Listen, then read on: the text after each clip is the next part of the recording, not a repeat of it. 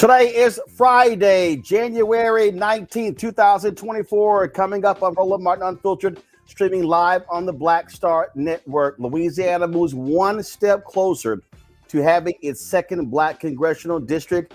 All we await is the signature of Governor Jeff Landry. We'll give you those details. Also, President Joe Biden announces new student loan relief impacting some 74,000 people. And another $5 billion in student loan debt being wiped away. Also, government shutdown has been averted, well, for a short time. And Nimarata Nikki Haley just can't get out of her way. She screws up again last night when dealing with the issue of racism in America. We'll show you what she said. We'll also show you how Charles Barkley just eviscerated Nikki Haley for her answers. Folks, and a Florida A&M student on a bowling scholarship says it was revoked because she made clear to the coach that she had to study for finals. And then when she says that when her fellow teammates walked out of practice in solidarity with her, they all lost their scholarships. She'll join us on the show as well. It is time to bring the funk on Roland Martin Unfiltered on the Black Star Network. Let's go. He's got it. Whatever the miss, he's on it. Whatever it is, he's got the scoop, the fact, the find. And when it breaks, he's right on time and it's rolling. Best believe he's knowing. Putting it down from sports to news to politics. With entertainment just for kicks, he's rolling. It's on go, roll, roll, y'all. It's rolling, Martin.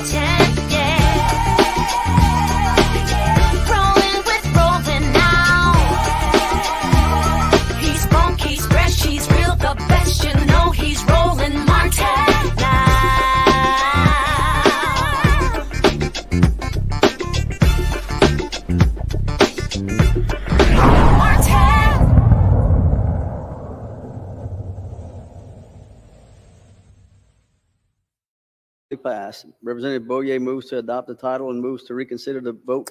Folks, this was the Louisiana House where the vote was taken to create the second black congressional district in that particular state. It has been a long fought battle there with the NAACP Legal Defense Fund challenging Louisiana, and they now have their second black congressional district. All it awaits now is the signature of the governor of Louisiana, Jeff Landry. And of course, Jeff Landry also had been fighting this when he was the attorney general of the state, but it was made perfectly clear by the courts, look, it's not going to happen, folks. You're losing this battle. And so you had House Speaker Mike Johnson, who was trying to stop this vote from actually taking place because he knows every single vote counts there in Louisiana when it comes to representation in Congress. Now, here's the deal. This is the map right here, folks. And so what they did was they created a district linking Alexandria, linking Baton Rouge. And so putting this whole thing together. And so you have a 6-person delegation in Louisiana. You now are going to have likely 2 Democrats elected, Congressman Troy Carter, who is from New Orleans. He's the lone African-American, the lone Democrat in the delegation. Well, as a result, they now have to create this second district. This is obviously a major deal. We have seen the exact same thing take place in other parts of the country. We're in Alabama, a second black district is being created as well. And we're still waiting to see what happens in Georgia and Florida. My panel, Michael Imhotep, is the host the African History Network show, joins me out of Detroit. Matt Manning, civil rights attorney, joins me out of Corpus Christi, Texas. And Joe Richardson, civil rights attorney, joining me out of Los Angeles. I want to start with you, Matt, because one of the things that people don't quite understand and why this is really a huge deal as well is that what it requires is, and we might even see a pickup in South Carolina, when black members of Congress accept congressional lines where there are fewer African Americans. So what I mean by that is, and Reverend William Barber just sent me this text, and this was what he said. Black legislators don't need 70 to 80% black districts to win. They can win with 55 to 60. Republicans in some states will promise a few black legislators 70, 75 to 80% black districts to protect them, and they agree with it. It's called stacking, packing, and bleaching. We had to fight black legislators in North Carolina when they did it, when we didn't win in 2010, which is why Republicans ended up with a supermajority. But when we went to court, we proved that the congressional maps approved in pre-clearance review at the time by the Holder Justice Department were in fact racist and a violation of the Voting Rights Act and the 15th Amendment and the 14th Amendment. The judge actually said the maps created unconstitutionally constituted legislature forced him to withdraw when they didn't. The courts redrew our congressional representation, which went from 10 to 4 Republican Democrat to 7 to 7, an equal split. And so that's the thing right there. And so that's what this map lays out. You pull some black folks from one district to create the second one. Now you expand your power. Absolutely. And, you know, you touched on it, but the Voting Rights Act basically enshrines the rights of people to have districts where they basically have a realistic chance of electing someone whom they want to elect. And to your point, I mean, that's what's so insidious about gerrymandering, right? You draw these lines so that you can maximize support in a way that is beneficial to you. But what that does inherently is it cuts out people being able to truly participate in the process. Now, I hadn't heard some of those terms in Reverend Dr. William Barber's text, but it makes sense. And I would imagine that that's happened, you know, since time immemorial, especially since Black people have really been involved in the government in the United States. But some legislators who are accepting ratios that are not, you know, advantageous to the people at large. So I'm glad that the courts did the right thing here. And what's sad about this is, you know, when we talk about voting rights, especially in the wake of Dr. King recognizing Dr. King, earlier this week, you know, I gave a speech about voting rights. And I said, the reality is we think about that as being something years ago. decades ago, but it is still something we're fighting now in order for your ballot to actually count. So in order to have a ballot count, you have to have a legislative district where you have a real chance of electing somebody whom you want to support you. So I'm glad that the courts did the right thing in this instance. I am interested in seeing what Jeff Landry does to try to thwart this. But the reality is this is exactly why we have to be so concerned about what happens with state legislatures, because they're the ones who draw these maps. If they don't draw these maps right, then they cut you out of the process where you get to be involved substantially. Well, the thing here, Joe, again, that's important. The governor had no choice. Look, this thing had gone all the way to the Supreme Court. It got kicked back. They tried to go back to the Fifth Circuit. They tried to get them to review it again. The Fifth Circuit, nope, not going to do it. And the Fifth Circuit is the most conservative circuit court in the country. And even they had to keep telling these white Republicans in Louisiana, just like the other district told, the other circuit told the white Republicans in Alabama, sorry, y'all lost. Y'all lost. You are simply violating the Voting Rights Act. You have to create a second district. They tried everything they could to stop this from happening, and they still lost. Joe, you on mute. Oh, boy. There you go. We're good. We're good. Okay. We're good. Said you violated the Voting Rights Act. Frankly, what's left of it? It ain't what it used to be, right? Because of the section that was allowed to be kicked at a few years ago. But even at that, this was so egregious. You know, and I guess you can't fault them for going for the gusto, as it were, right? They're going to fight as hard as they can to try to gerrymander their way into staying in the majority, even though they're becoming outnumbered. And at least in this instance, it did not work. Fortunately, we've had the same thing happen in Alabama with the recent Supreme Court case there. And so, yeah, they had nowhere else to go as it pertains to this. The Mike Johnsons of the world and all of these folks weren't crazy about it. But here's where we are. Even after, to your point, after everything they did, they still lost. And so now we have a opportunity for people that are living in a certain area, in a certain state, Black folks in Louisiana, and there are many of them, to have a representative voice, not just one person that's stacked and packed in this one little district, because they've got to have one, and then we'll gerrymander away from them having any of the others. This creates fair representation, and it reminds you of how important voting is and always is and will continue to be. This is a victory, but the fight continues. There's no question about it. Michael, again, for people who don't understand, we talk about representation. We talk about the difference between having a Democrat in there and a Republican in there. The issues that Black folks are largely concerned with in Louisiana, you're likely going to have addressed by a Democrat than a Republican. This also is huge because when it comes to who controls the House, it may come down to 1 or 2 seats. And then the difference between that is if you have Democrats who are in power, that means that you have Congressional Black Caucus member who are chairs of committee, who have subpoena power, who control the gavel. And I don't think people understand how significant that is. And if Democrats are controlling the House, then you can take another shot at the George Floyd Justice Act. You can take another shot at passing the John Lewis Act. You can begin take shots at passing these things. But as Republicans control the House, none of that stuff is going to take place. Absolutely. And all you have to do is just look at the first year of the 118th Congress with Republicans in control. They only got 27 bills passed and haven't passed the budget yet either. We know that a third continuing resolution was just passed. I think it was yesterday, signed into law today by President Joe Biden. But this is the chaos caucus. This is huge. What's taking place in Louisiana. Louisiana is 1/3 African American. We know that the first African American U.S. senator was Hiram Rhodes Revels out of Louisiana as well.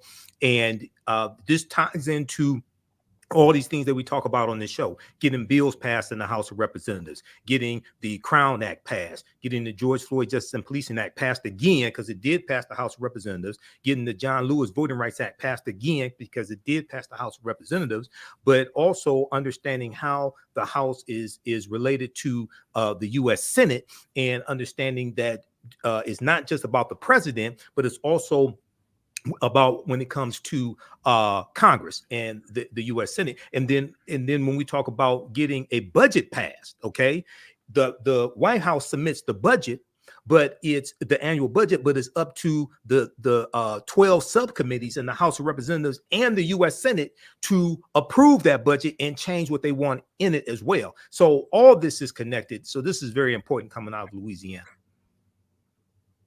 And not only that, this is a huge win, as I said, for the NAACP Legal Defense Fund. They were leading in this here. This is the tweet that Janae Nelson sent out. We did it. Our amazing clients, LDF legal team and co-counsel, along with the Louisiana legislature and leadership of Governor Jeff Landry, got passed a bill creating a second congressional district in the state where Black voters can finally elect a candidate of their choosing. And so that's what you see there. And so, again, big news there coming out of Louisiana. All right, folks, hold tight 1 second. When we come back, we're going to talk about student loan debt relief. President Joe Biden makes another announcement, another 74,000 people having their student loan debt wiped out. And we'll tell you exactly what that entails when we come back right here on Roland Martin Unfiltered on the Black Star Network. Don't forget, folks, support the work that we do. We are out here covering the stuff that other people ignore every single day, speaking to the issues that matter. And so when you support us, you are supporting Black-owned media, where we are controlling the narrative, controlling the process. And so please, you can send your check and money order to P.O. Box 57196, Washington, D.C., 20037-0196. Cash App is $RM Unfiltered. PayPal R Martin Unfiltered. Venmo is RM Unfiltered. Zelle, Roland at RolandSMartin.com. Roland at RolandMartinUnfiltered.com.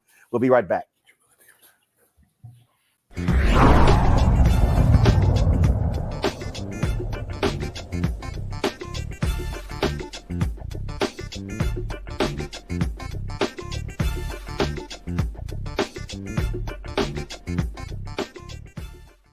On the next Get Wealthy with me, Deborah Owens, America's Wealth Coach, nurses are the backbone of the healthcare industry, and yet only 7% of them are Black. What's the reason for that low number?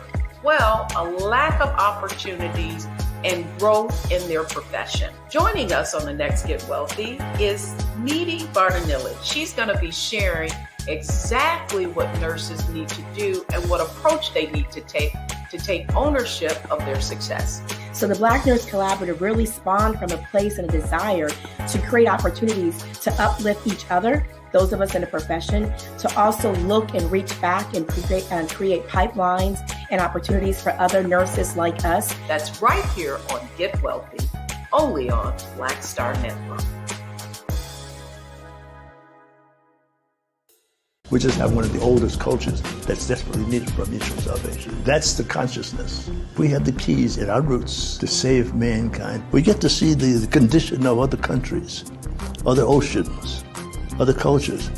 And if we believe in God, a lot of us do, He's telling us if you don't get rid of that stuff that makes somebody superior or inferior and work together for the mutual salvation, everybody's gone.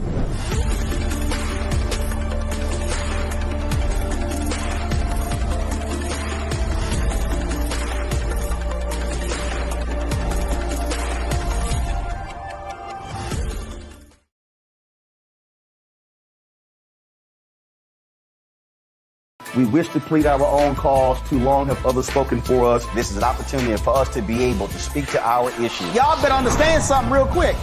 We ain't going nowhere. It is a continual battle that we see all across this country. Revolution will not be televised. The revolution will be streamed. All momentum we have now, we have to keep this going. He makes sure that our stories are told. Roland Martin's doing this every day. You can't be Black-owned media and be scared. Hi, this is Reggie Rock Byford. You're watching Roland Martin, unfiltered, uncut, unplugged, and undamn believable. You hear me?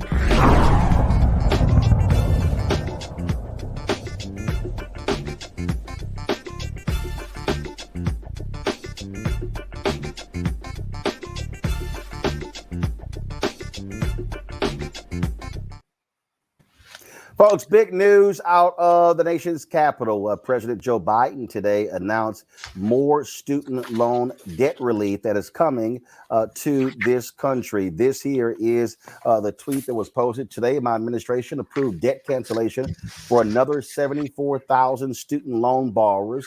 This brings the total number of people who have gotten their debt canceled under my administration to more than 7.3 million Americans. And in this particular round here is really a lot of public workers, individuals who have been working for the public, and they're having their loans forgiven. And so when you talk about out of the 74,000, some 44,000 fit that category. This was and so we're talking about some $5 billion.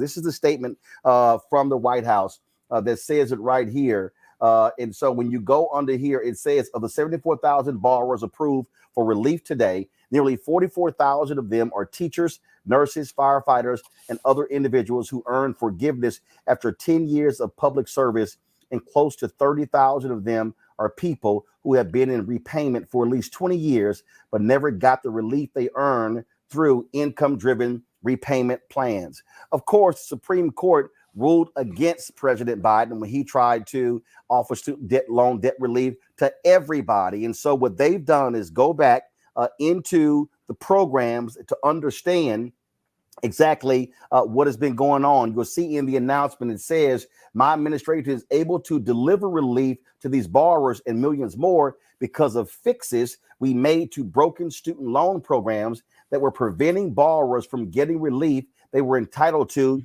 under the law. And so that's how they've been able to do this. We're almost down to the point of $140 billion in student loan debt that has actually been wiped out under the Biden-Harris administration. And keep in mind, Republicans have made it perfectly clear. They don't want to see any student loan debt relief. This was a campaign promise of President Joe Biden, Vice President Kamala Harris, and now you see them actually going through with that. Joe, I'm going to go to you. When I posted this on my Instagram page and also on my social media accounts, a number of people talked about it. Matter of fact, one lady sent me a direct message. She sent me a direct message. Give me 1 second. I want to pull it up and read it to you because I need people to understand these things are real. This woman said, I put 2 kids through school, no financial aid. They forgave $300,000 in debt for being a public servant. I'm happy. When I posted this on my page as well, just a number of people in the comments said, hey, I'm one of those people. Awesome. Thanks, Joe. Another person said, mine were forgiven in July 2023. Thanks, President Joe Biden. I'm one of those whose student loans were forgiven. Thank you, President Biden. And so it's crazy that I had somebody on this page, Joe, say, I don't know anyone that got their loan forgiveness. And then I said, just scroll up the damn page. This is the thing that people need to understand. This does not happen if Biden and Harris are not in the White House. Yeah, there's no doubt about it. And remember, they wanted to do more than that. And the Supreme Court actually didn't let them do it. This is a fundamental life-giving program. And what he's tried to do is, based on the Supreme Court decision, actually craft something. It had to be more narrow, but craft something that could help as many people that were really supposed to be helped as possible. So you're talking about firefighters, you're talking about teachers, you're talking about people that do the most incredible work, but don't get the pay, and they're locked into loans that just get bigger. Forbearances, things make those amounts bigger. Folks are still struggling with them. And so this has been an incredible life-giving program. And this is a perfect example of, for those that are walking around saying, well, Joe Biden hadn't done anything for me, with an irony. They might have a paid off student loan. They've got more expanded health care. They've got infrastructure programs. They've got 3.5% unemployment. They've got inflation that's going down, but Joe Biden doesn't do anything for us. So, at some point, people are going to have to make sure they understand what it is that's going on but the Biden administration has to do the best job possible about getting the word out at the risk of tooting its own horn and letting them know, reminding them who was it that did want to do this and who was it that didn't want to do this and who is it that wants to do even more, but he's actually trying to work within the law, including what the Supreme Court has done to maximize this benefit. And I'll tell you right now, Michael, some of these people really drive me crazy. Somebody posted, and this is a very prominent person, I haven't received any of these billions. Well, guess what? It ain't just you. Then somebody else goes, I just checked my account. I wasn't selected. We still have work to do, Mr. President. Another person goes, I don't know anyone that got their loan forgiveness. Another guy goes, so another woman goes, this is laughable. And my response was, so $140 billion in loan forgiveness is laughable. I mean, the thing here, and matter of fact, there's one guy who complained. He said that he was against. He said that he paid off his student loans. He never got a refund for that. I said, well, hell, I buy my own groceries. I don't ask for a refund when other people are getting food assistance.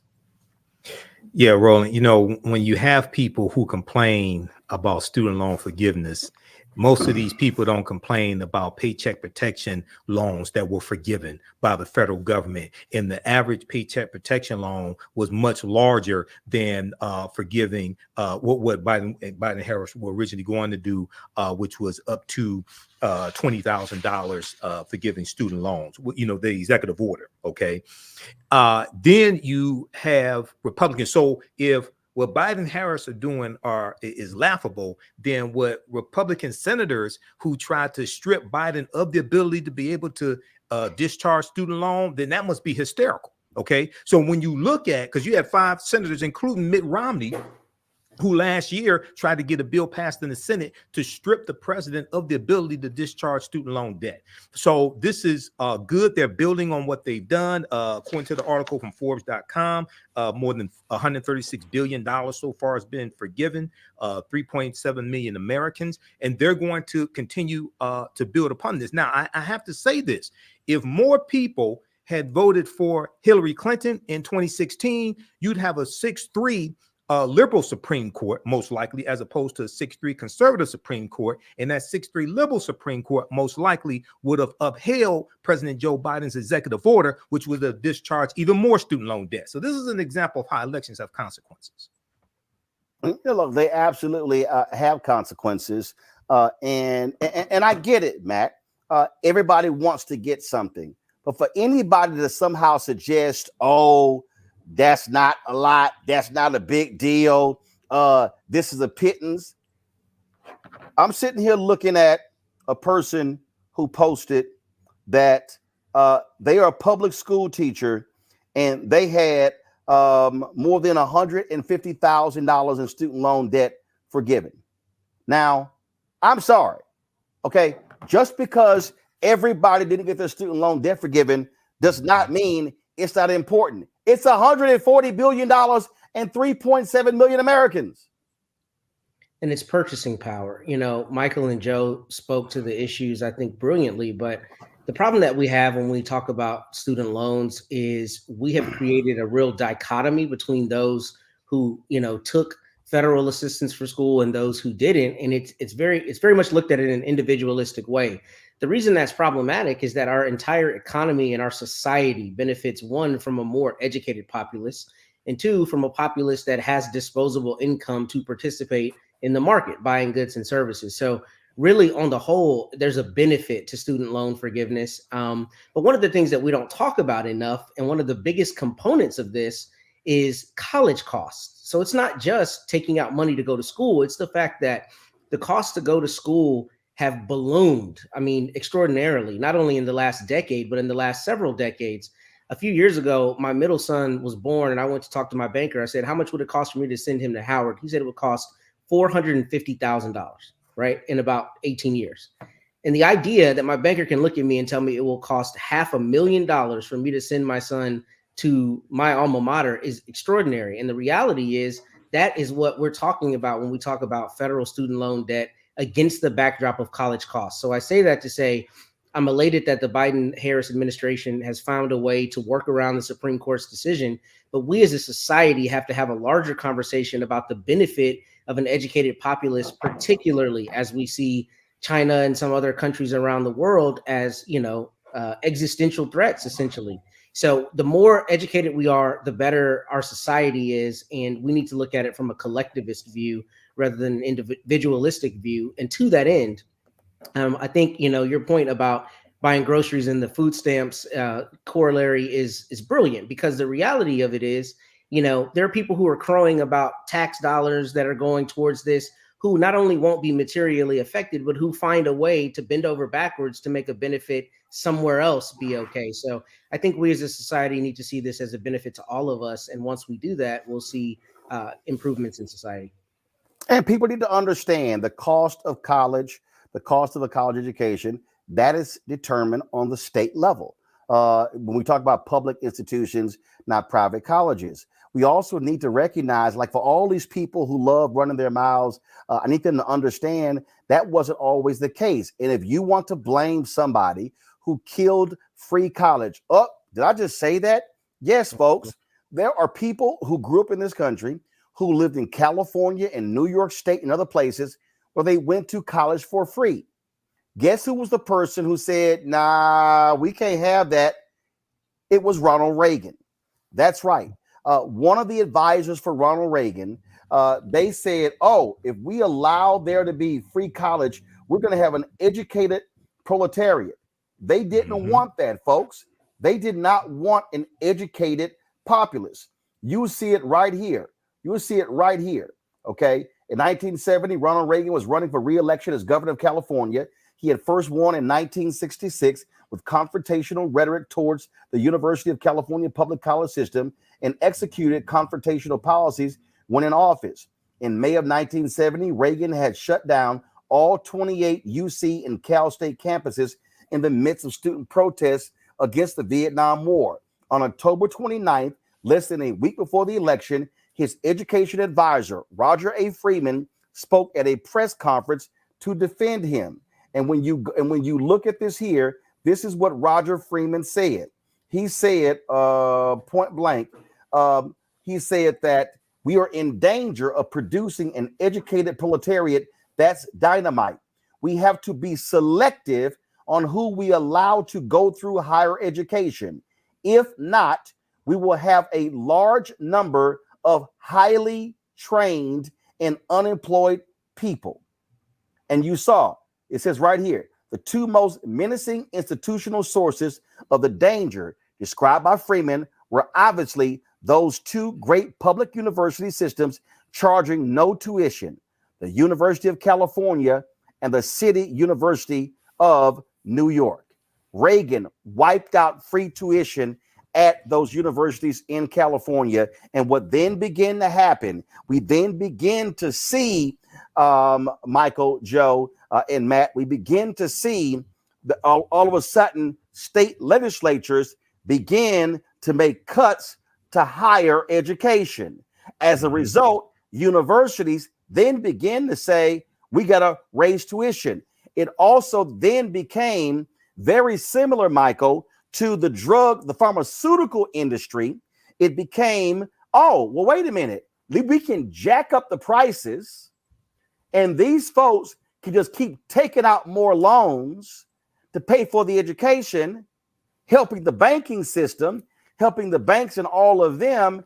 And that's how you got to the point of where we are now with education being sky high, where even at public universities, it's costing $15,000, $18,000, $20,000 a year to get an education. Yeah, Roland, I read that article from The Intercept when it came out, and not just, I don't think people really understand, or some people really don't understand how devastating, how detrimental to America the Ronald Reagan administration was, the 2 years of Reagan. And even going back to when Reagan was governor of California, the reason what contributed to the high divorce rates in this country was the Family Law Act of 1969 that Reagan signed into law that allowed people to get divorced based upon irreconcilable differences. And then that spread across the country as well. That's traced back to Reagan in 1969 when he's governor of California. But something else happened very important in the Reagan administration, first term of the Reagan administration. The Heritage Foundation, right around 1980, right around 1980, they put out a book that contained 2,000 policies that they wanted the Reagan administration to adopt. And Ali Velshi talked about this a few weeks ago on MSNBC. The Reagan administration adopted 60% of those policies in the first term around Reagan. Well, the Heritage Foundation is running the same play called Project 2025, and they're putting out policies, as well as allies of Trump, putting out policies that they want a possible Trump administration to adopt in 2025. So we got to research this. All this is in the history, and all this turns on the vote. This is why voting is so important. Okay, so people have to go research this. I hope everybody goes and reads that article that you just showed. I mean, look, the bottom line here, Joe, is you have to always, and I'm a firm believer in this, you got to go back to how we got to this point. And too often that's not what we want to do. It's like, well, I don't know what happened here. And so it was by design. We have seen the gutting of public education in this country. While that was happening, we saw the de-emphasizing of the trades as well. And so now what we have in this country, we have a massive education imbalance. And so we've got a lot of people who are highly educated, who have spent a lot of money going to school, but when they go into those careers, they're never going to be able to make enough money to pay for those loans.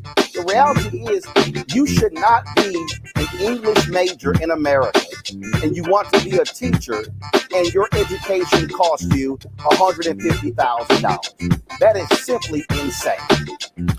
Yeah, it's a difficult thing.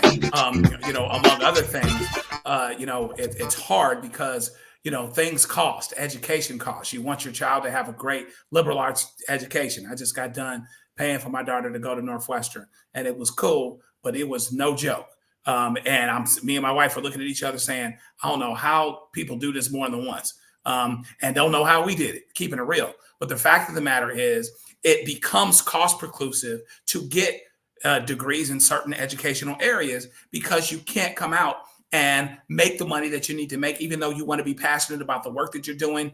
Teachers are unappreciated. Some of the greatest, careers out there are very underappreciated from a financial standpoint. Fortunately, my daughter's able to do something that doesn't pay a lot of money, but she doesn't need a lot of money. But if she had borrowed a whole lot of money, then she'd be in a whole nother situation in a whole nother category. So it becomes very difficult and a self-perpetuating situation when education has gotten so sky high, so much so that as it pertains to certain degrees and certain things, it becomes cost preclusive. So now what do? Do you go to graduate school and get more debt potentially so that you can have a better job? You really get to be caught up in a bit of a catch-22 where basically you've been put in a box that it's very, very hard to crawl out of, as it were. And you are actually in the educated category. And now it makes people look at people getting educated and saying, well, what the heck are you doing that for? That doesn't make any sense. Now, there are other alternatives, theoretically speaking, going to the service, technical professions, which we absolutely need to encourage and support, but it shouldn't be preclusive, the cost of going to college to going to college. And so something like this that helps to equalize a bit. So people that are in a particular situation is good. However, to the point that Matt just made, we have to make a larger discussion about how we approach this situation long term, because the problem still is that it costs too much to get educated, so much so that it may not be worth it for a lot of people that are going to college. That really is the struggle, and we've never. You're not seeing massive conversations where legislators are meeting to confront the high cost of public education. No, I'm assuming that was for me, Roland. Yeah. They aren't. Yeah, they're not having those conversations, at least not that I've seen. And first, let me congratulate you and your family, Joe. Northwestern is a fine institution. Congrats to your daughter. But outside of that, notwithstanding that, we don't know that they're having those conversations. And we as Americans are not having the right conversation because we are, again, seeing it as, I saw one of the comments, someone said, "What about me?" should be our national slogan.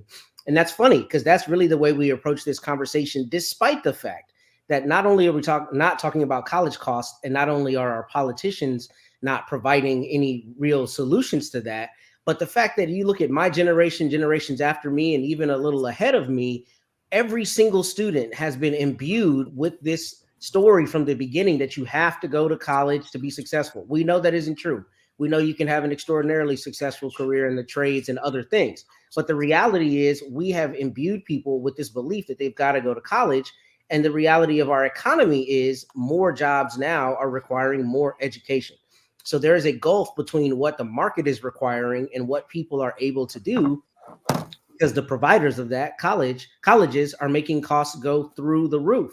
And that's really what we need to talk about is cost control, the same way we do with other things, cost control for really important pharmaceuticals or other things that we deem as a society, things that should not be commodified to the extent that the free market is just determining those costs and, to hell with them not being regulated to a certain extent. I think we as a society have to see a benefit to education to the extent that we require those costs to stay down. And, I'm glad you made the distinction about private colleges versus public colleges. That's extremely important. Howard is a private school. It may cost differently than your public schools. However, the University of Texas at Austin, my parents' alma mater, is extraordinarily cost prohibitive for most Texans. It is not cheap to go to UT Austin. It's hard to get in. And if you get in, it costs a boatload of money for most people. So this is a conversation we have to be having about public schools, private schools, community college. And we also have to make it, I think, incentivized on a much larger scale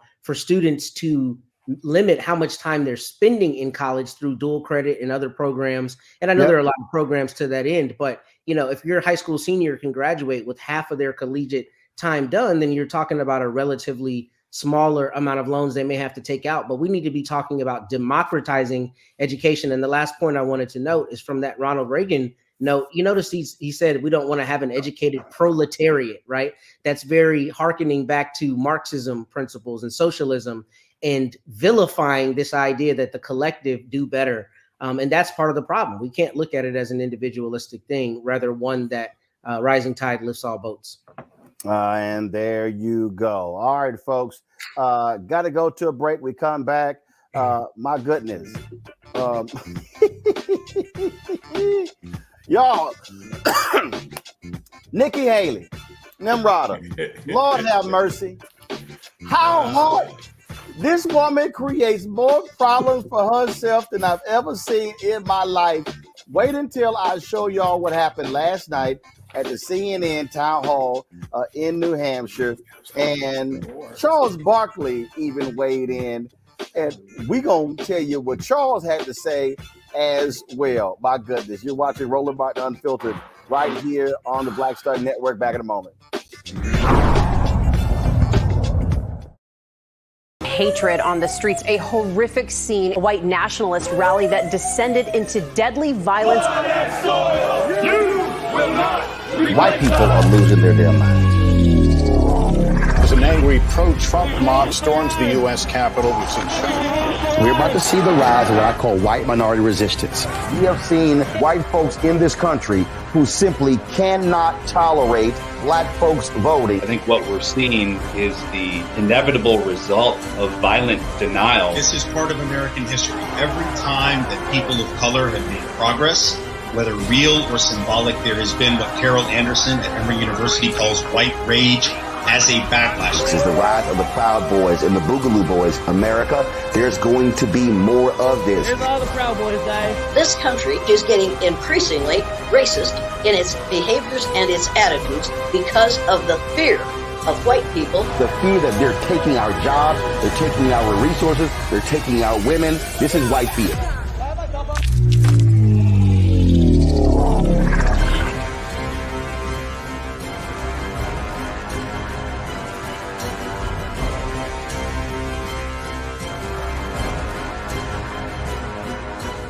My name is Lena Charles, and I'm from Opelousas, Louisiana.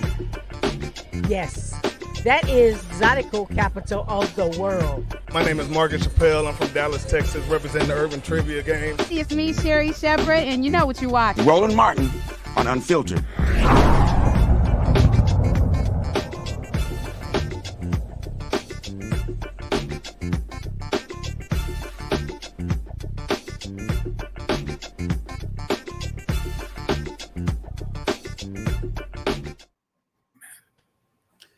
All right, fam. Nimarata Nikki Haley cannot get out of her own way. Lord, she don't know how to answer these questions when it comes to racism in America. Last night, CNN had a town hall in New Hampshire, and she was asked again, and Paula Nimarata screwed up the answer again. I swear, I like this ain't that hard, but she making this thing hard. All right, y'all, check this out.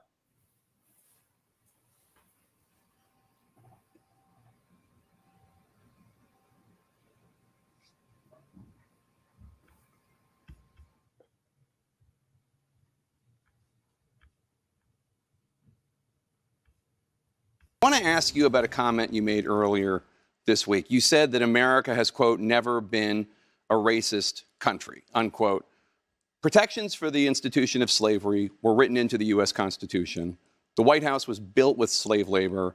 Your home state of South Carolina seceded from the Union, fought a war to defend the enslavement of black people. I understand you don't think America is a racist country now, but we're here at a college. Do you really think as a historical matter, America has never been a racist country? I mean, think about what you're saying. First of all, I will tell you, when you look at, the Declaration of Independence, it was that, men are created equal with unalienable rights, right? That was what we all knew. But what I look at it as is I was a brown girl that grew up in a small rural town. We had plenty of racism that we had to deal with. But my parents never said we lived in a racist country. And I'm so thankful they didn't. Because for every brown and black child out there, if you tell them they live or were born in a racist country, you're immediately telling them they don't have a chance. And my parents would always say, you may have challenges. And yes, there will be people who are racist, but that doesn't define what you can do in this country. And so I think it's important that we tell all kids that, look, America is not perfect. We have our stains. We know that. But our goal should always be to make today better than yesterday. It's hugely important. And that's the problem I have is we have too many people with this national self-loathing. It is killing our country. We have got to go back to loving America. We are blessed because that little brown girl in that small rural town in South Carolina, she grew up to become the first female minority governor in history. She then went on to be UN ambassador, and now she's running for president of the United States. I want every brown and black child to see that and say, no, I don't live in a country that was formed on racism. I live in a country where they wanted all people to be equal and to make sure that they had life, liberty, and the pursuit of happiness. Okay, but just to push back a bit, because I was a history major in New Hampshire, you're talking about the ideals of America. But America was founded institutionally on many racist precepts, including slavery. But when you look, it said all men are created equal. I think the intent was to do the right thing. Now, did they have to go fix it along the way? Yes, but I don't think the intent was ever that we were going to be a racist country. The intent was everybody was going to be created equally. And as we went through time, they fixed the things that were not all men are created equal. They made sure women became equal too. All of these things happened over time. But I refuse to believe that the premise of when they formed our country was based on the fact that it was a racist country to start with. I refuse to believe that. I have to know in my heart and in everybody's heart that we live in the best country in the world, and we are a work in progress, and we've got a long way to go to fix all of our little kinks. But I truly believe our founding fathers had the best of intentions when they started, and we fixed it along the way, and we should always look at it that way. Where did she go to school? Okay, but before I weigh in, before I weigh in, man, the night before, Charles Barkley, he's on the show with Gayle King called King Charles. Barkley spoke about Nimarata Nikki Haley. Brian, we've never been a racist country. Our goal is to make sure that today is better than yesterday. We asked people out on the street about that tonight. We didn't find anyone that could agree with that. Not anybody with common sense. Yeah, we didn't find anybody. Well, you know what? I've been having a hard time trying to decide who I'm going to vote for. Mm-hmm. So Nikki Haley's the leader in the clubhouse because she was a leader in your clubhouse. Because she's 100% correct.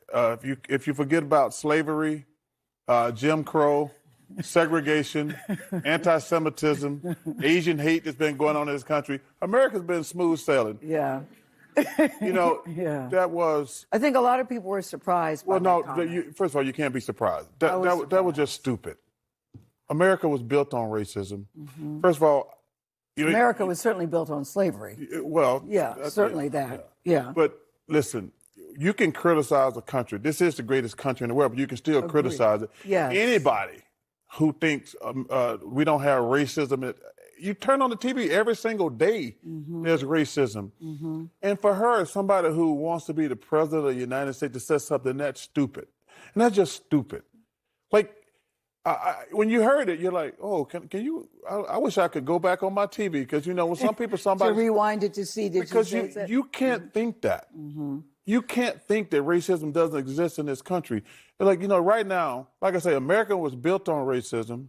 Like I say, segregation, Jim Crow, slavery. Yeah. Even now, we got anti-Semitism that's through the roof. Yeah. In the last couple of years, Asian people have been getting mistreated. Well, she has a town hall tomorrow night, Jake Tapper. You know what I want to do? What?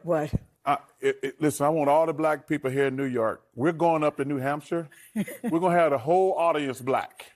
That's what we're going to do. And when Jake Tapper said we got a question, we're going to all raise our hand at the same time. If I could get, it's cold out here right now. If I could get. Something tells me there's not very many black people in New Hampshire, so maybe you might have to cover New York. Well, because I think that the reason she said that everything's rosy with black people, she's been in New Hampshire and Iowa for the last 2 months. She ain't seen no black people.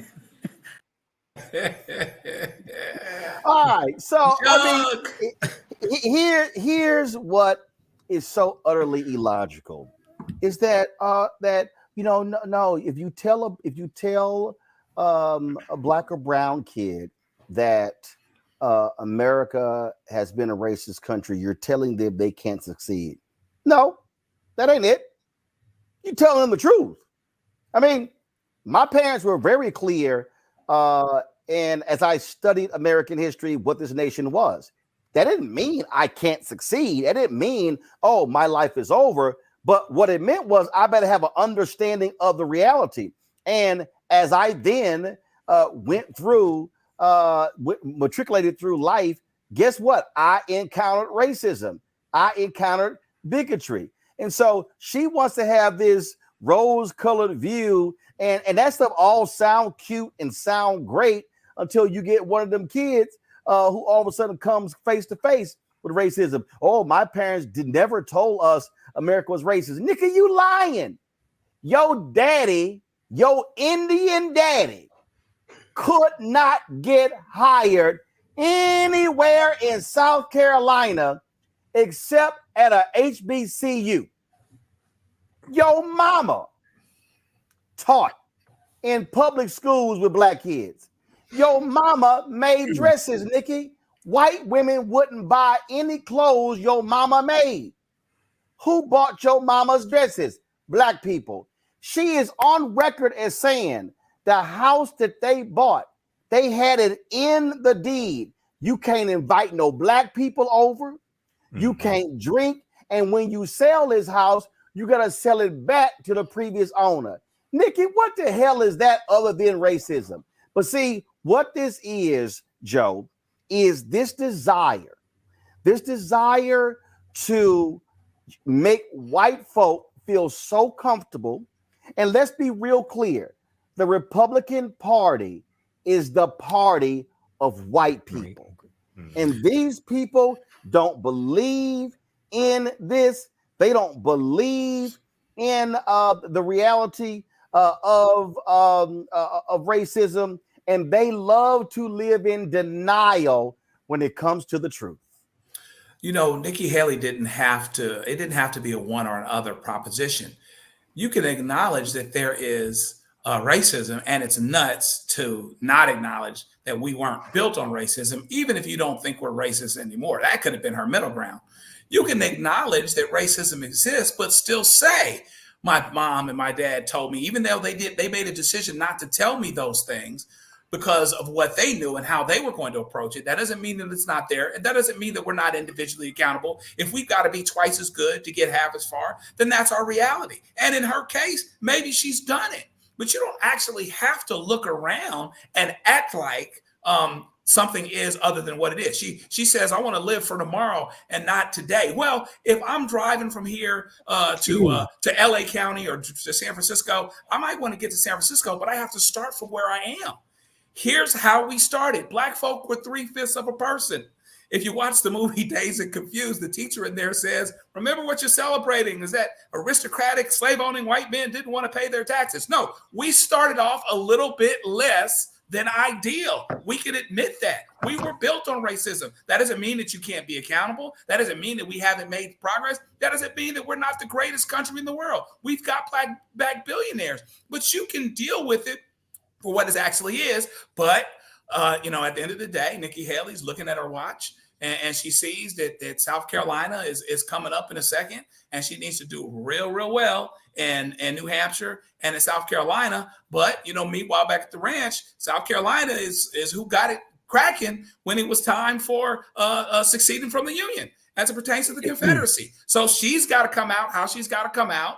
And this is going to end up being her gripe. Even Republicans ought to look at this.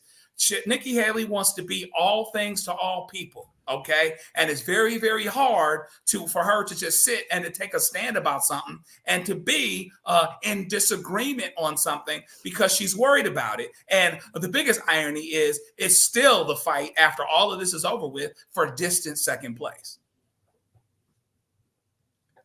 I just crack up laughing at the silliness that keeps coming out of her mouth.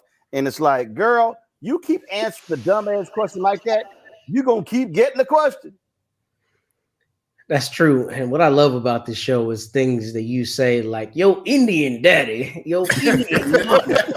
Sorry, I'm struggling to keep that one together. But I mean, you're right. They immigrated from India. Oh, no, right. You didn't say anything wrong. It was just, I love our people. Thank you for being who you are. But notwithstanding that, and I saw the other brothers trying not to laugh. It was just funny. But in any event, what I think is so strange about this is from the same group of people who want to be textualists and legalists of the Constitution, which had black people original constructionists, a literal fraction of a human being. Right? 60% of a person to tabulate how we're going to count population in this country. So from an objective standpoint, from an originalist, textualist standpoint, the founding document of this country on which we have modeled all of our government and built our government says that the four men on this screen were not full people. So to Joe's point, how at any point you cannot say racism was part and parcel with the inception of this country and is still an integral part of this country to the extent that we're still debating birthright citizenship in 2024.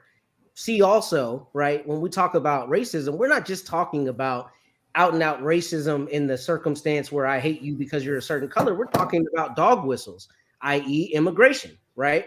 So this is a racist country. We all know that. And I think there is a way to address that and pander to white people, which is what Nikki Haley's intending to do. But you suspend disbelief and you suspend all logic when you don't call a spade a spade. And the reality is this is a racist country. What I think is brilliant, though, and insidious about this messaging is Nikki Haley, maybe unintentionally, because she's trying to appeal to Stepford wives and to the demure idea of what a white woman is, I believe, in her whole affect, how she dresses, how she talks.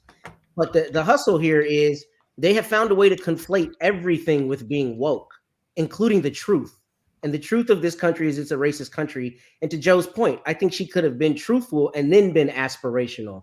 Yes, this country was founded on racism. However, I choose to look towards the future. You can do that and at least acknowledge what we all see as the elephant in the room. But not to do so, you're able to do so because the people to whom you're speaking, i.e. not the four men on the screen, don't want you to acknowledge that, lest you be lumped in with woke and everything that we're seeing across the country. So this is full of it, and we know that. But also, thank you for making me laugh.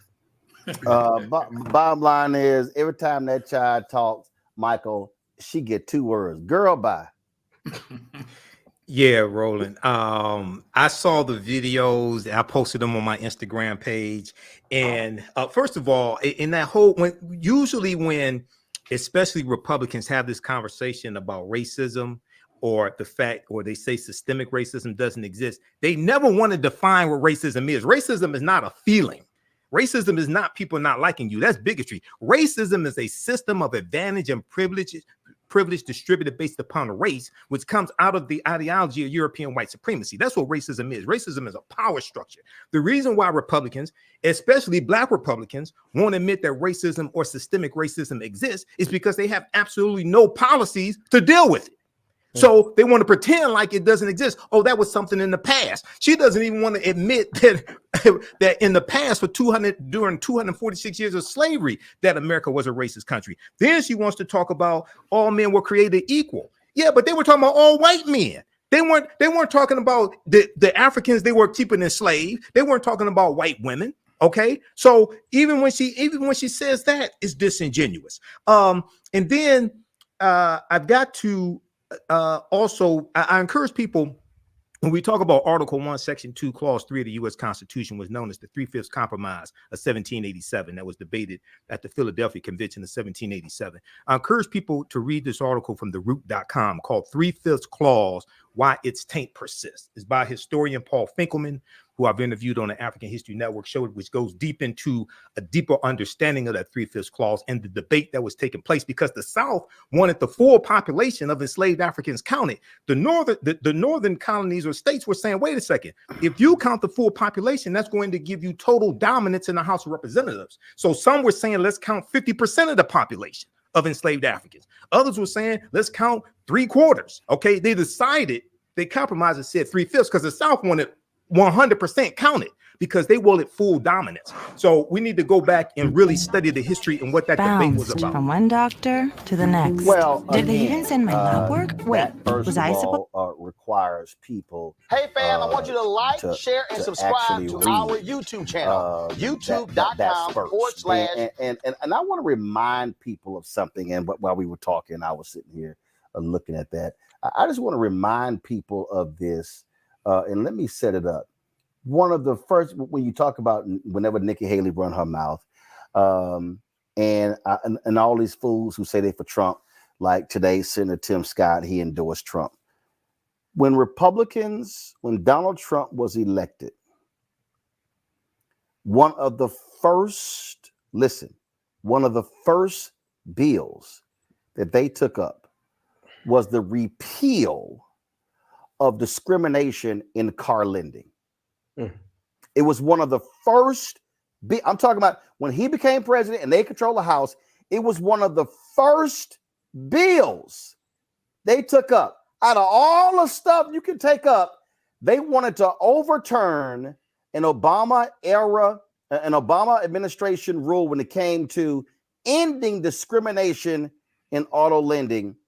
This is a flashback for those of y'all who may have forgotten. That we're making America great every day in every way. And the best way to do that is to stop talking about discrimination and start talking about the nation. We're coming together as a people in spite of what you say. Thank you, gentlemen. I yield back. Gentleman's time has expired. Members are reminded to address their remarks to the chair. The gentleman from Texas reserves, gentlelady from California. Thank you very much. The gentleman, Mr. Kelly, please do not leave because I want you to know that I am more offended as an African-American woman than you will ever be. And this business about making America great again, it is your president that's dividing this country. And don't talk to me about the fact that we don't understand what happens on the automobile. No, I will not yield. No, I will not yell. Okay. Don't tell me that we don't understand. That's the attitude that's been given toward women time and time again. The gentlelady will suspend. The chair wishes to remind all members that they are to address their remarks to the chair. I Gentlelady will respect the continue. chair, but don't stop me in the middle when you didn't stop him in the middle. And so I shall continue. Don't you dare talk to me like that and think that somehow women don't understand what goes on the floor of automobile dealers. Minded to direct her remarks to the chair. The And gentlelady I will am saying continue that in I will order. continue to do that. However, I don't appreciate that you did not interrupt him when he was making those outrageous remarks about him knowing more about discrimination than I know about discrimination. I resent that, and I resent the remark about making America great again. He's down here making a speech for this dishonorable president of the United States of America. Having said that, I reserve the balance of my time, and no, I do not yield not 1 second to you. Not 1 second. Not 1 second to you. That was again. So for all these people who are like, oh, those things are so long ago. We just witnessed that was 2017, and the Republicans wanted to get rid of those provisions. And what I mean by that is that block the white dude said he understood discrimination. In Carlinden. Now, we need to read between the lines. When a white person says they understand discrimination, they're talking about against white people it's and about against white messaging interests as well. Okay, we and want white to get rid of supremacist this, values. but we Let's want be real to do clear. it in a certain If we listen order, in a to certain way. it with We want to logic send a or with message some type of to utopian those that perspective, support you'll us get lost. that this He is means how we're discriminating going to against open. us And they did because that our numbers are dwindling. on We don't want purpose. to lose power. But Auntie had something for him, didn't she? That's my congresswoman. Yes, she did. All right, y'all, hold tight 1 second. We come back. I saw this story today done by my man Scotty, his off-script YouTube channel, and it deals a FAMU student, a top bowler, was kicked off the team because he said, "I'm focusing on my final." Then her teammates came to her defense. They got rid of all their scholarships. What the hell is going on at Florida A&M? I'll discuss that next on Roland Martin Unfiltered on the Black Star Network.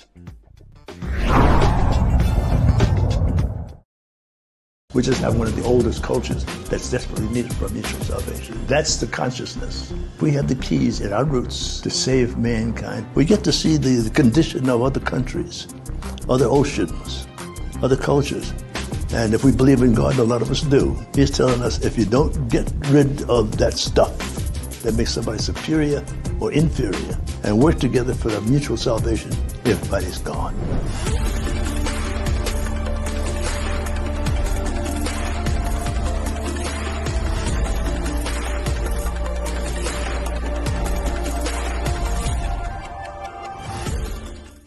On a next, A Balanced Life with me, Dr. Jackie, we talk about a hard, cold fact. Not all healthcare is created equal in this country, especially if you're a person of color. So many of us, Black families, we rely upon each other heavily. A lot of us aren't necessarily sure how to best communicate with our healthcare providers. How to take charge and balance the scales. Your life may depend on it. That's next on A Balanced Life on Black Star Network. Next on The Frequency, we're talking about racism. My guest, Danica Moore, comes on to discuss her fight against racism that she and her daughter face. The thing about racism, you can't outrun it, you can't control it, you can't predict when it's going to happen to you or your seed. She's also going to give us solutions on how to handle the situation. That's here on The Frequency on the Black Star Network. Hey, it's John Murray, the executive producer of the new Sherry Shepherd Talk Show. You're watching Roland Martin Unfiltered.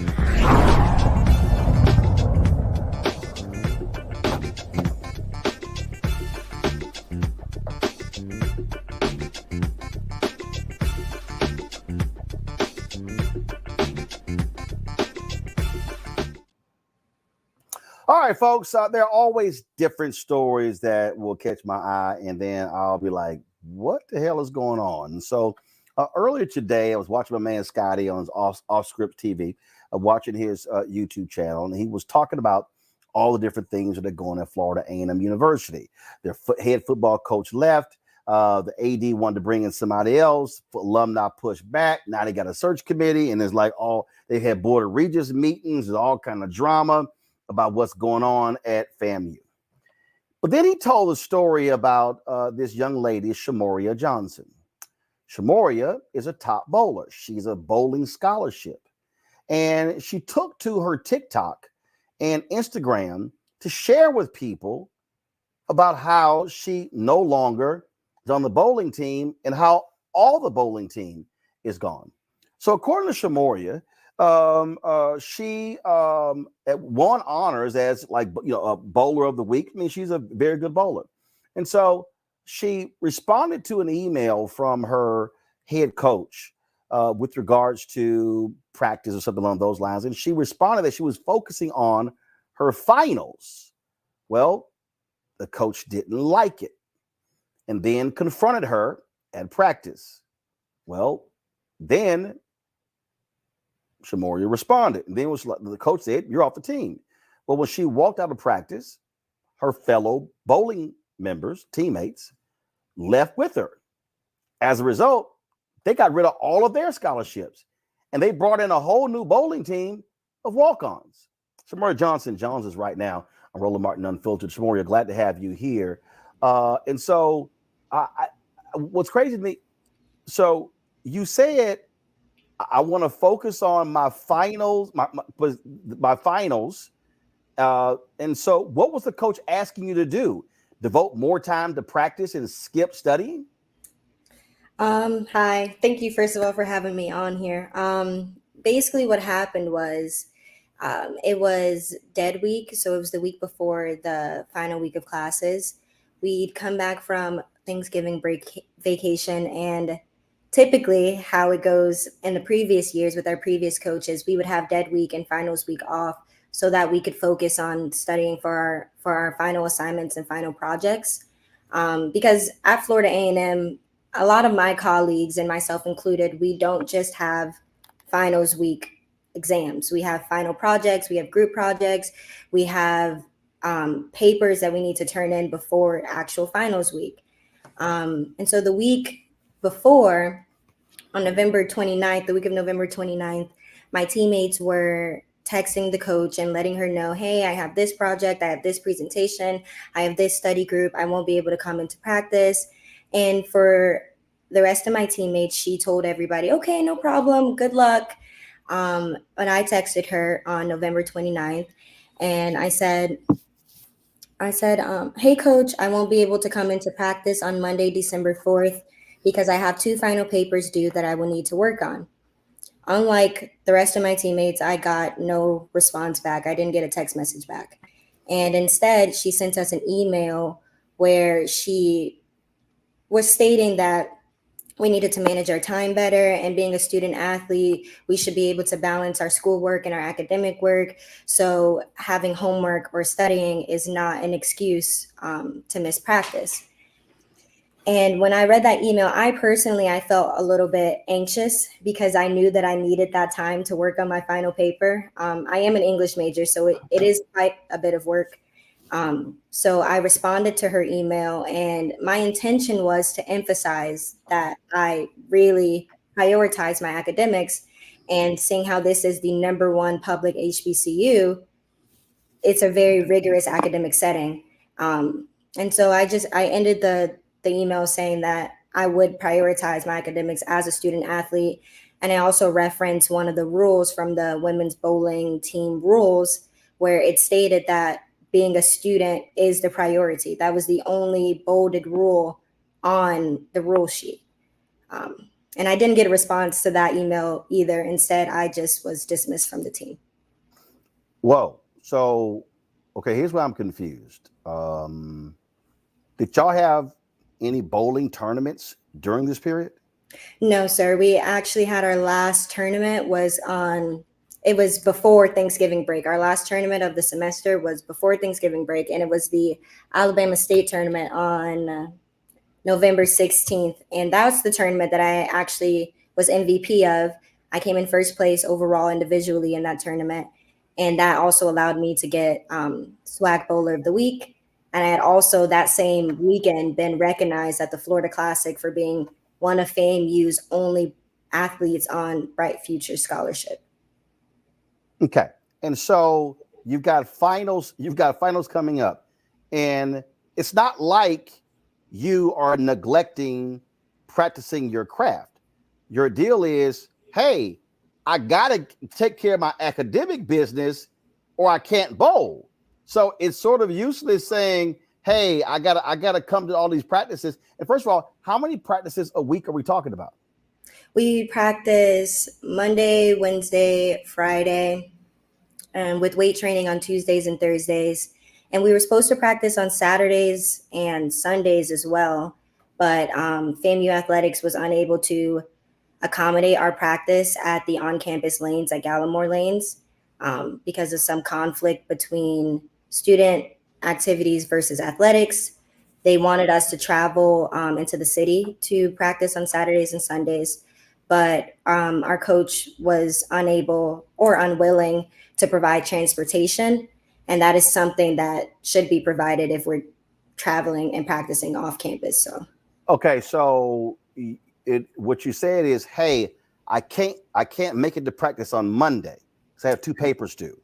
You didn't say, I'm not going to show up to weight training on Tuesday. I'm not going to show up to practice on Wednesday. I'm not going to show up to weight training on Thursday or practice on a Friday. I need Monday to finish my papers. Right. That's what I said. And I admittedly, I was really nervous about asking for that day off because I understand that like the whole idea is that I should be able to balance my academics and my athletics. And I have been able to. I have one of the highest GPAs in athletics, 3.7. I've been consistently on the athletic director honor roll. And our bowling team has the highest team GPA in athletics. So I thought that maybe if I showed her that I really you thought that was kind of important. Yeah. Okay. So all right. So and this is Coach Capri Howard, who is the head bowling coach. Bowled at I think Jackson State. Has never been a coach before. This is her first head coaching job. So here's what I'm trying to understand right here. So when was the practice where the coach confronted you, said you're off, and your fellow teammates walked out with you in solidarity with you? When did that happen? Yeah, so I sent her I sent the email stuff happened on November 29th, and she texted me the next day on Thursday asking if I could come in for a meeting in her office, but it was our NCAA mandated day off, so we ended up not having the meeting. And she said she wanted to meet with me the next day after practice. So it was December 1st during practice, yeah. So she then tells you, sorry, you're off the team? Yes. I went into practice and I was really nervous for the past 2 days about meeting with her. It hasn't been the easiest to transition with a new coach, but I've been trying to do my best all semester to just kind of be happy, be there, be the energy. And I was really nervous that I was going to get in trouble, but I didn't think that I would get dismissed. And it wasn't until her boss came into practice, the senior executive for external relations, Mr. Breon Higgins. He came into practice, and that's when I knew, okay, so this is going to be a serious meeting. And they took me into the billiards room of the bowling alley, and they told me, well, Capri, Mr. Higgins didn't say anything the entire meeting. He didn't even look me in the eyes. But Capri said that I have been disrespectful all season, and that my last email was entirely disrespectful, that she no longer wishes to work with me because my energy is a cancer to the team. And yeah, I didn't. And so that happens. And then when your fellow teammates find out what happened, they leave practice in solidarity with you. Yes, because I asked her what was disrespectful and if we could have a conversation and she could clarify with me what I've been doing wrong. And she told me that sending that email in the first place was disrespectful because I had all my teammates on there, but I was only replying to her email that was a team email. Right. And that, yeah, she said that I had all my teammates on there and that I did too much and that I didn't even have to do all of that. So Go ahead. I was just going to say I walked out of the room and I looked at all my teammates were looking at me and I looked at them and I was like, I'm no longer your teammate. And everybody was just really shocked and they just started packing up their stuff. And they said, well, if you have to leave practice, we're leaving practice too, because what does she mean kicking you off for sending an email without even a conversation about it? And so your fellow teammates leave out, and then they find out that all of their scholarships have been revoked. Yes. So my teammates walk out with me. And as we're walking out, Mr. Higgins calls behind us and he says, well, you guys know that if you walk out of that door, he said, if you know that you walk out of that door, then you won't get your scholarship back. We can take your scholarship away. And everybody just kept walking because we didn't think that that was something that they could do. We were under the impression that our scholarships were protected by a contract. And the only way to break that contract is if you physically signed saying that you voluntarily do not want to be in that contract anymore. So and then they checked their portals and their scholarships weren't there anymore. And we weren't getting any clarification. We weren't getting any documentation. And before we knew it, it was winter break. So, so you come back. So are you still enrolled at Florida A&M? Yes, I'm still enrolled at Florida A&M. Part of my dismissal, Capri did say that NCAA rules is that if a coach dismisses you from the team, then you are supposed to be able to keep your scholarship for the whole year. So I'm supposed to be able to keep my scholarship for the spring. But what they were trying to say with my teammates was because they walked out of practice, that they voluntarily gave up their scholarships. And some of them have since left the university. Yeah, so one of my teammates, she transferred to another university because she was afraid that she would just simply not be able to afford school. And my other two teammates thought that maybe some change could happen in this first, in these first couple of days. Right. But they got to school and they didn't have their scholarships and they weren't getting any help. So they made the best decision for themselves and their families to go back home.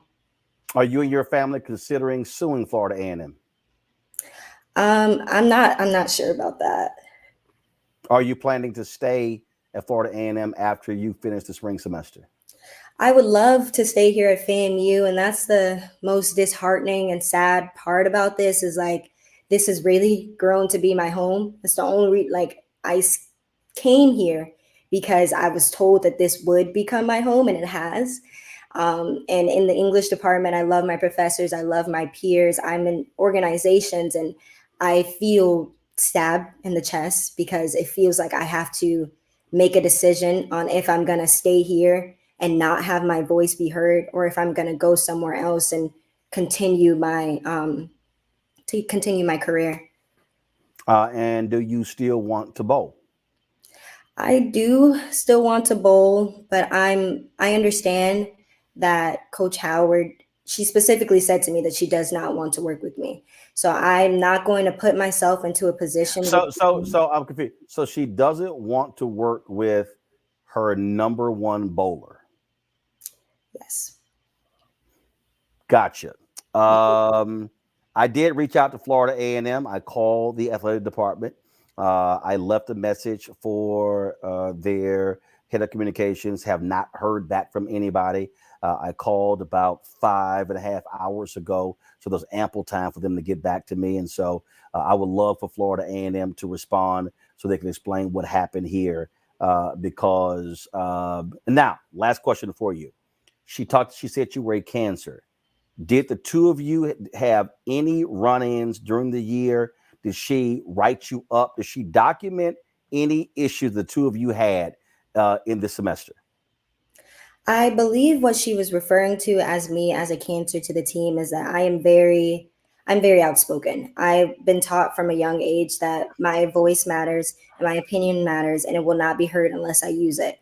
And I'm also been taught that people can take advantage of you if you do not use your voice. And throughout the semester, there have been a variety of incidents that has occurred throughout our teams that has been concerning from me and my teammates and our parents that have been going unaddressed by the athletic department and by Coach Howard herself. But specifically in the past, I did have another email situation with her because she made a rule about 2 tournaments in, saying that we weren't allowed to sit down at any time during competition. And if many of you guys aren't aware of collegiate bowling, our competitions are about 8 hours long, and we don't get any official breaks in between. We get 3 minutes of transition time in between match play. So we compete against one team for a couple of hours, we get 3 minutes to transition, and we compete against another team for a couple of hours. In those 3 minutes, they allow us to take a seat, drink water, fuel ourselves with food and things like that. But Coach Howard decided that we were not allowed to sit down anymore. And she told us, she said the reasoning why was because we needed to boost our endurance. She said that we were not showing that we were athletic enough. She even went it's 3 minutes. Yeah. That's it. So y'all will sit down for 3 minutes, but the rest of the time you standing up. Yes. Okay. I didn't feel comfortable with that. None of my teammates felt comfortable with that. First of all, I played baseball in college, and when we came in to bat, we sat down. Yes. Matter of fact, I don't know if I'm trying to think basketball, football, volleyball. I don't know of any sport where you can't sit down. Yes, every sport you sit down. I don't. Okay, And that's a new one to me. Yes, that was an incident that happened. And another incident that happened was we got to the hotel room at our first tournament, and she gave me and 2 of my teammates a key to our hotel room. And we entered our hotel room, and there were only 2 beds there. And we told her that we didn't feel comfortable sharing a bed. And she told us that there was nothing we could do about it because the hotel was fully booked. So we would just have to deal with it. We asked for multiple things. She said there was nothing we can do about it. One of my teammates ended up having to call her mom and have the mom speak to the coach. And when her mom spoke to the coach almost immediately got us another room. So one of us would have our own bed. So I guess the hotel wasn't full. Yes. And she, after that, the same time where she initiated the no sitting down rule, she initiated another rule saying that she would no longer be speaking to parents, that she does not want to speak to anybody's parents at any instance. Don't have your parents call me, text me. Don't put your parents on the phone when you're on the line with me. So, wow. Yes.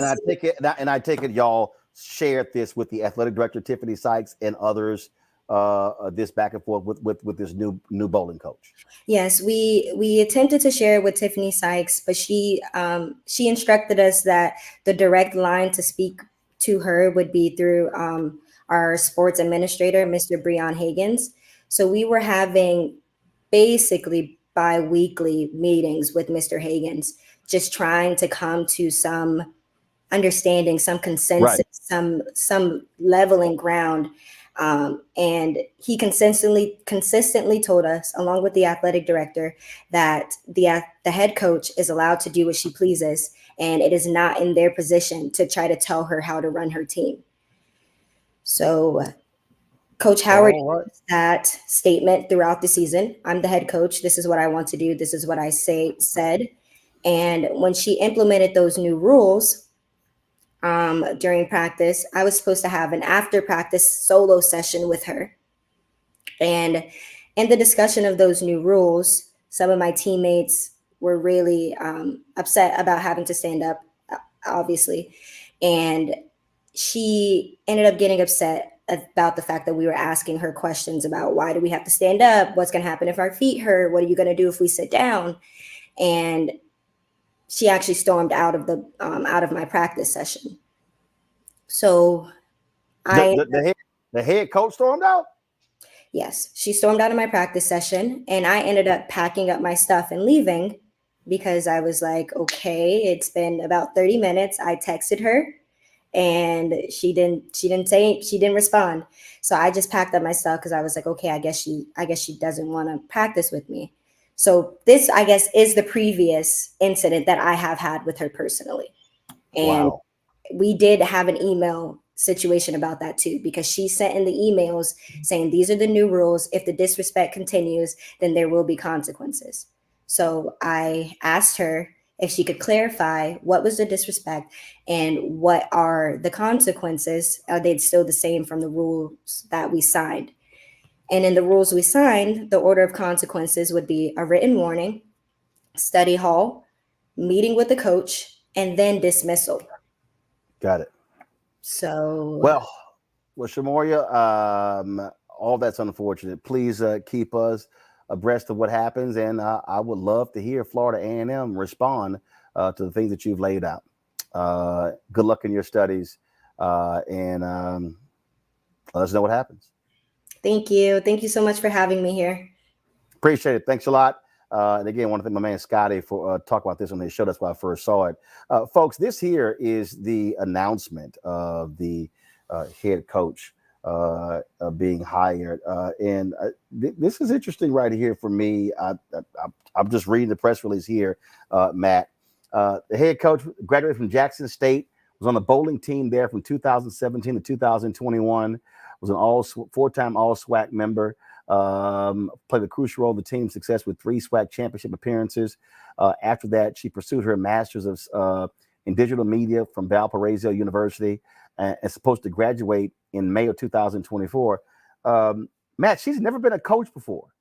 And listen, I'm just laying out what here. I'm not taking anybody's side, but I'm sorry, you've never been an assistant coach. You've never worked in a coaching capacity. To be the head coach is a different requirement. And so what you heard there, just what do you make of what you heard? Well, first, in terms of her being a coach, I don't know if bowling is a sport where you have to have coached previously. Hell yeah. I mean, I would imagine that's helpful, but everybody has to start there's no sport. Here's the whole deal. There's no sport. I'm sorry. I'll go ahead and say it. I don't care who you are. I don't care if you're man, woman, HBCU, PWI. You don't go from being a player 2 years ago to being the head coach 2 years later. That's like saying I was the editor of my college newspaper, and 2 years later I had the requisite experience, and I've never edited anywhere else as a professional to become the executive editor of a newspaper. That don't happen. But I digress. Go ahead. No, you could be right. And I'm saying I don't know the individual nature of bowling and if it's any different there. But notwithstanding that, I don't understand why the coach would do this. I mean, clearly there's a lot that we don't know, and I have to reserve some judgment not knowing all of the evidence. However, as she was talking to you, I remembered a bill and I looked it up, and Cory Booker actually introduced a bill a couple Congresses ago about a college student's Bill of Rights. And one of the things that was in there is exactly what I was thinking, is that, college students under that law, if it had been passed, would have had protection from retaliation for prioritizing coursework. And what I don't think makes any sense in this case is, one, for the coach to tell the other players, hey, it's okay if you can't come to practice, handle your studies. And then this one student, and I think you asked her some questions that I was thinking brilliantly, is, this one student asked, and then she has a completely different paradigm for her. That belies, obviously, that there was some kind of issue there between them, and there's an issue with fairness. But I mean, FAMU, from a legal perspective, I think may have some serious issues, particularly if there's demonstrated evidence that the football team or whomever else, when they're in a dead week or in comparable circumstances, especially in the gender context, right, are getting accommodations that she did not get. But the larger issue is, if this is off season or they're not in the midst of their season, and this young woman who has a 3.7 GPA, which is extremely hard to do as any student, let alone a student athlete, is prioritizing her coursework, and we're not in the middle of the season, it just seems to me to be creating a problem that doesn't exist for the coach. Even if her and the coach have friction, it seems like the coach is creating a potential legal issue for the school, particularly because she had a scholarship, she's high performing, and this is evidence of animus for her rather than some bona fide reason that she had to be at practice rather than, doing her coursework. So to me, it's asinine. I don't know why the coach would do this, but I think there may be a legal issue for FAMU there. Joe reminds me of when the Grambling head volleyball coach came in and said there was friction with the players, got rid of all of them. There was a huge uproar. The story went national, and that Grambling coach eventually got fired. I would love to hear from the university what happened here. Look, let's be perfectly clear, and we've all been there. There are differences with coaches all the time, but I'm sorry, that's your best player on the team, and the person says, hey, I got 2 papers due. I got to finish those papers. I'm sorry. Not only that, the coach, she ain't even got her master's yet. She in school. Right. I mean, yeah. So you prioritize. I'm sorry. It's bowling. Okay. It's not, I'm not dissing bowlers, but what I'm saying here is this is not like, oh, we're playing in the national championship football game for $100 million. Or, we're playing in March Madness where our school might earn, $2 to $3 million. Okay. So if you're a coach, I'm sorry, you prioritize the academics of your students, especially if your team has the highest GPA of all athletic programs in the department, if what she said is true. Well, there's a couple of interesting things that happens here. The Bible says the gifts and the callings of God are without repentance, which means that, you can't be apologetic about the gifts that you get or that you use them. And so she has a gift. She has a gift of leadership, and it lets you know that the whole team followed her. So here's what I know right now. If I'm standing here somewhere, I'm dealing with this, somebody calls me, puts me on Roland Martin, puts me on blast. All I know is that before I hired this woman, I had a bowling team.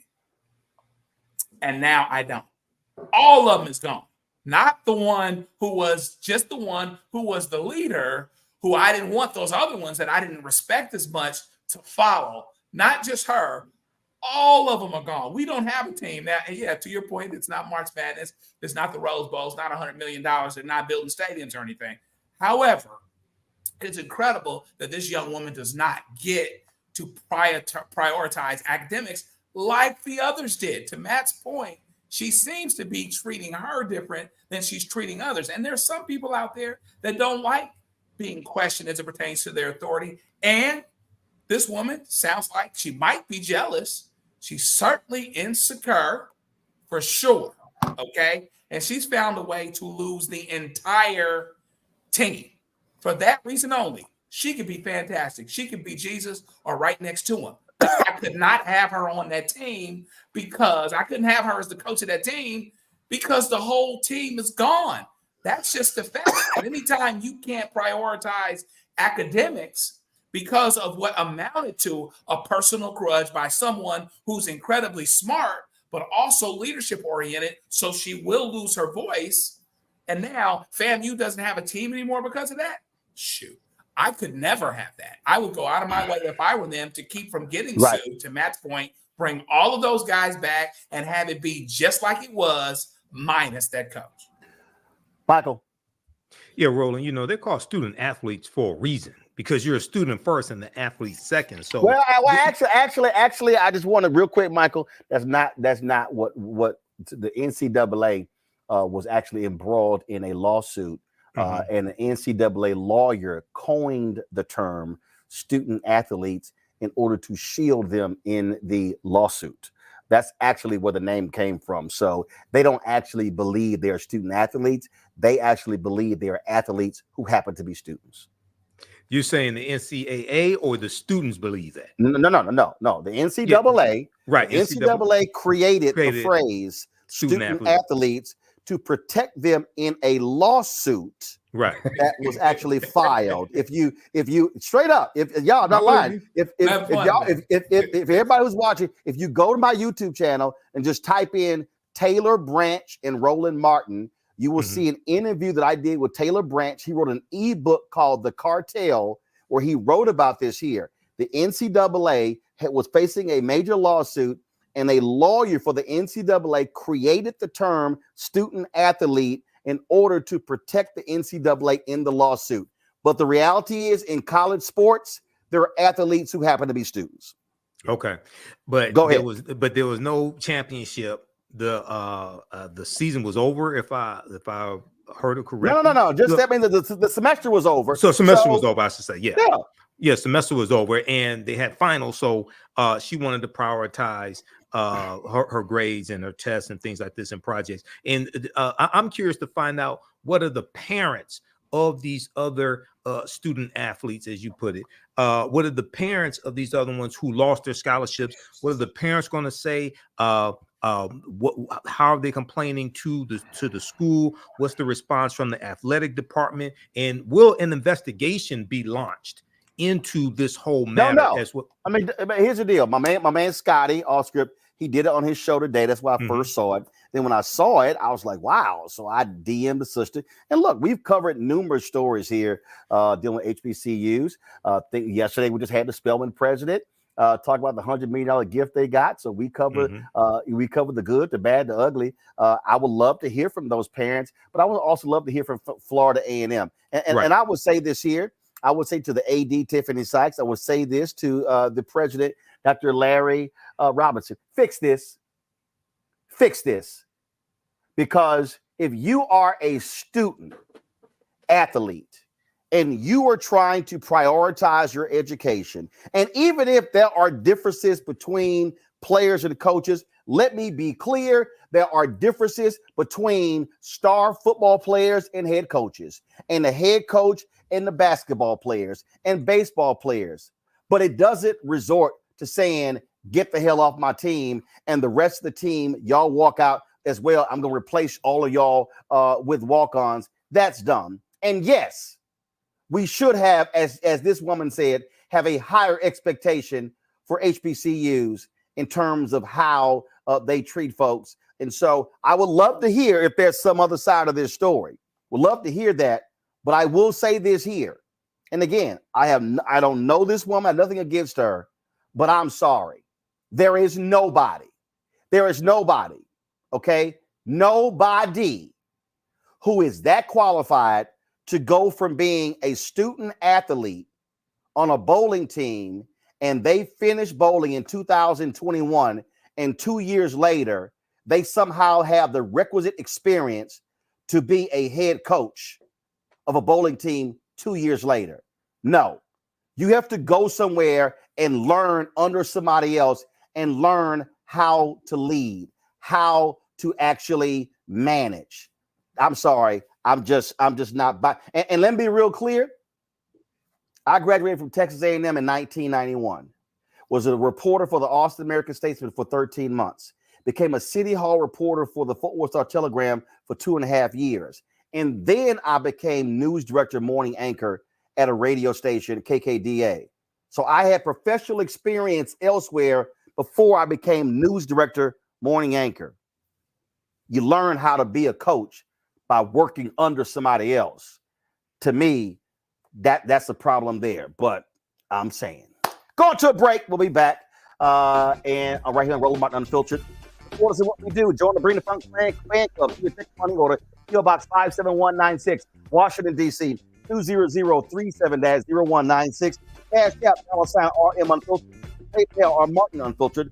Venmo is RM Unfiltered. Zelle, Roland at RolandSMartin.com. Roland at RolandMartinUnfiltered.com. We'll be back in a moment.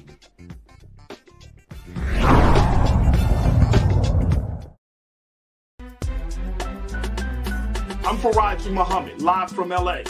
And this is The Culture. The Culture is a two-way conversation. You and me. We talk about the stories, politics, the good, the bad, and the downright ugly. So join our community every day at 3 p.m. Eastern and let your voice be heard. Hey, in this together. So let's talk about it and see what kind of trouble we can get into. It's The Culture, weekdays at 3, only on the Black Star Network.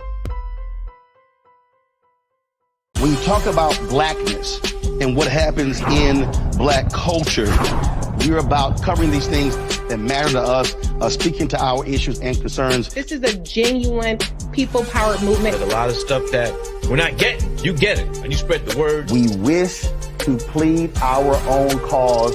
Too long have others spoken for us. We cannot tell our own story if we can't pay for it. This is about covering us. Invest in black-owned media. Your dollars matter. We don't have to keep asking them to cover our stuff. So please support us in what we do, folks. We want to hit 2,000 people, $50 this month, raise $100,000. We're behind 100,000, so we want to hit that. Y'all money makes this possible. Check some money orders. Go to P.O. Box 57196, Washington, D.C. 20037-0196. The Cash App is $RM Unfiltered. PayPal is R Martin Unfiltered. Venmo is RM Unfiltered. Zelle is Roland at RolandSMartin.com. Hi, I'm Jo Marie Payton, voice of Sugar Mama on Disney's Louder and Prouder Disney Plus, and I'm with Roland Martin on Unfiltered.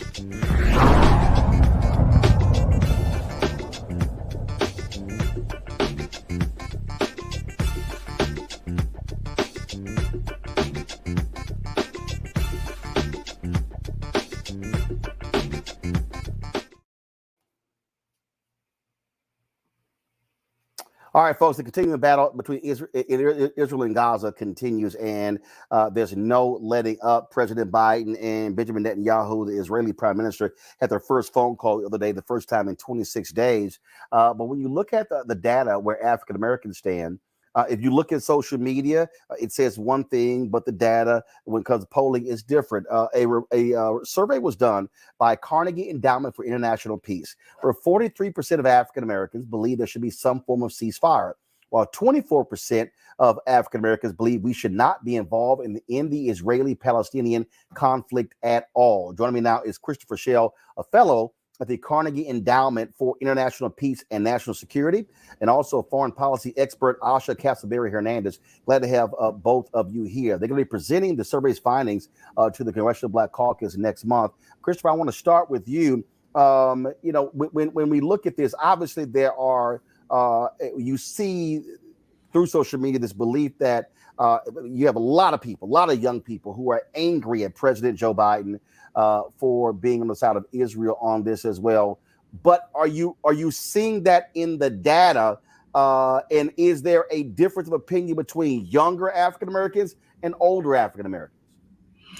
That's a really good question. I would first like to say thank you very much for having me on your show and talking about my findings. I would say myself and numerous other individuals at the Carnegie Endowment who helped out with this project, we were all essentially stunned by the data because, as you said earlier, there's a general narrative that you see in social media, as you were saying, and you also see on mainstream media. But then looking at empirical evidence, it shows us that, as with most other things, African Americans are not monolithic in their thinking.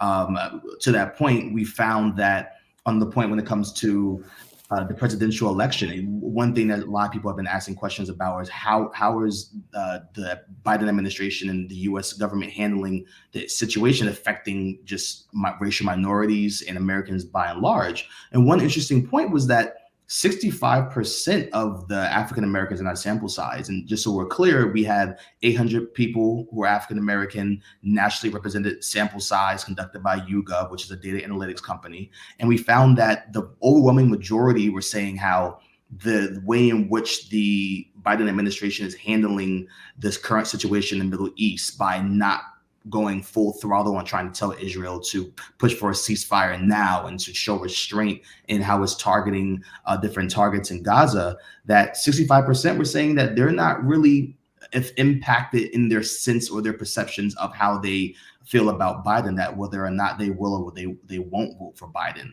But what we are seeing is that amongst independent Black voters and young African Americans who are under the age of 30, we saw that there was about 20% said that they do feel worse about President Biden and how he's handling it. But then when you look at those who are over 30, And those who are Democratic voters, only 10% said they feel worse about President Biden. So what we're seeing is that, yes, amongst certain demographics in the Black community, there is a sense of how the lack of a ceasefire, the lack of pressure that's being placed on Israel is impacting how they think about the situation. But for a lot of other African Americans, that's not really the case, and whether or not they're going to vote. But the data does show is that many African Americans would like to see a ceasefire. You know, the history of African Americans, whether or not it's people who are of African descent or not, we are concerned in terms of foreign policy about human rights being respected and justice. So there is that concern, but it's not to the point where this is an issue that is really on the forefront of Black voters' minds. Asha, your thoughts?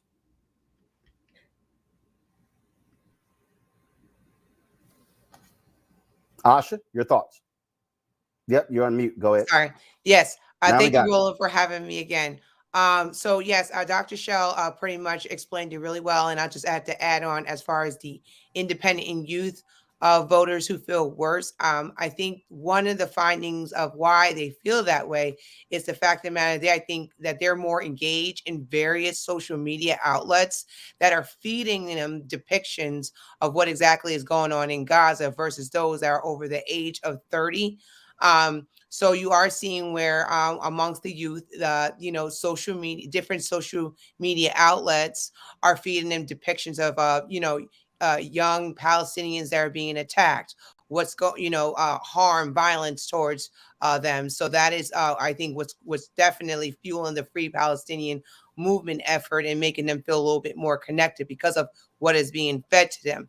Now, another point too that Dr. Shell mentioned is that 48% or more feel just not as connected when it comes to this issue. And I am not surprised about that, because as a foreign policy expert, prior to October 7th, when we look at this 90-year problem, what we find that is that a lot of Black Americans are just pretty much disconnected in terms of looking at this issue, not as informed about the developments that have happened for the past many decades. The issue comes off very complex, hard to understand. So going beyond October 7th, they're taking in a lot in terms of what's being fed to them in media, but they didn't really necessarily come into the conflict with, having a big, strong understanding of the history behind the Palestinian-Israel conflict.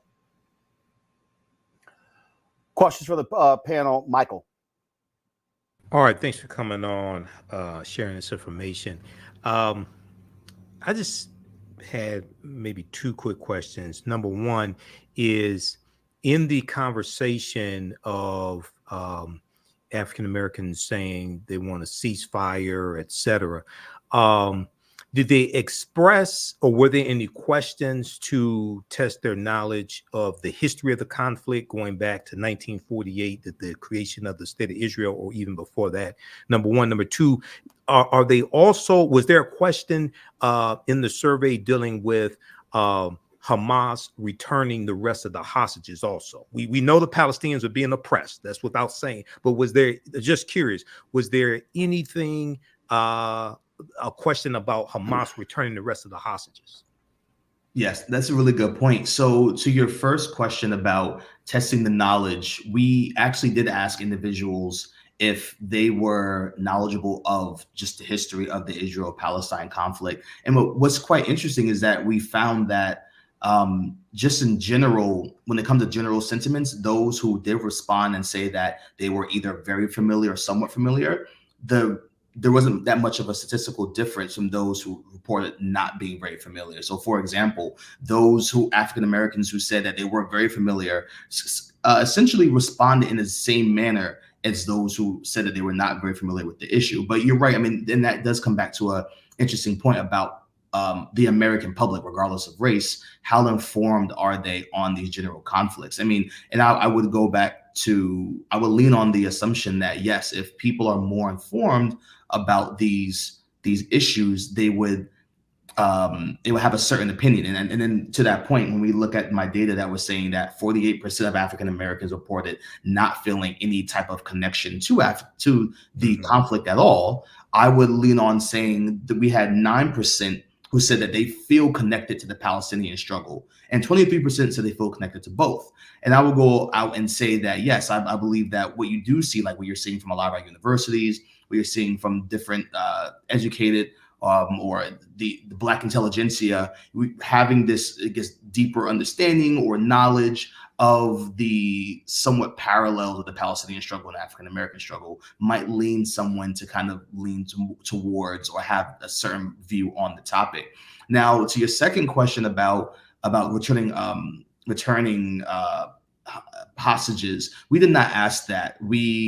And to be clear, this was fielded at the end of October, so I know that there's been rapid developments since the survey was conducted, but we didn't ask about returning hostages. We were trying to just try to get like a quick snapshot and not really inundate our respondents with too much information, but that would be something that would be interesting for a follow-up survey. All right, thank you. Matt. Thank you, Dr. Shell and Asha as well. I think Michael kind of touched on this, but my question was really, what do you think contributes to the phenomenon that, Black people who answered in this survey felt more connected to the Israeli faction of this conflict as opposed to Palestinians? And the other question I had for you is, what do you think contributed particularly to the feelings of young voters as it relates to Biden? Was it, what did you get from that data? Just the idea that they felt he's not handling it correctly, or the administration is not messaging correctly? What were your takeaways from that data point? For sure. I mean, and that was also fascinating as well, going through the data points, seeing that 19% of those felt just connected to the Israeli conflict. So 9% said they felt connected to the Palestinian struggle. 19% said that they felt connected to just the Israeli struggle, and 23% said both. So when you combine those in our sample size, those who felt a bit more connected to the Israel struggle was higher than the Palestinian. So I think this is a fascinating finding. And if I had to just really quickly say some things I think that added to it, I think the first thing would be that, one, there is a religious element that needs to be accounted for. I've been sharing and talking about these findings quite a bit with several individuals around Washington, D.C. And then people have said to me that in parts of Black America, maybe in the American South, or just in like the more religious circles, there is this believing that this is actually a conflict that's biblical, and that we need to align with Israel in this fight. I think there's also another element of just this sense of, like Hamas has initiated this conflict. Like, this conflict started with October 7th, and they are terrorists. And I think in many ways it does harken back to many African Americans who do remember that 9/11, and that, yes, this is similar to the United States fight against terrorist groups. So there is a feeling that, okay, what's happening right now, this is something that is parallel to what we experienced on September 11th in our long war on terror as well. So I think that plays a role in what we're kind of seeing in these findings. And I apologize. Yes, the second question you were asking about age. So for sure, I think Asha touched on it as well. What really is playing a role is, I think, when it comes to age, there also is the education factor. What are people receiving? What are their outlets for information? And I think if you tune into mainstream media versus if you tune into social media, in this case, it would be Twitter in particular, you're taking in different streams of information.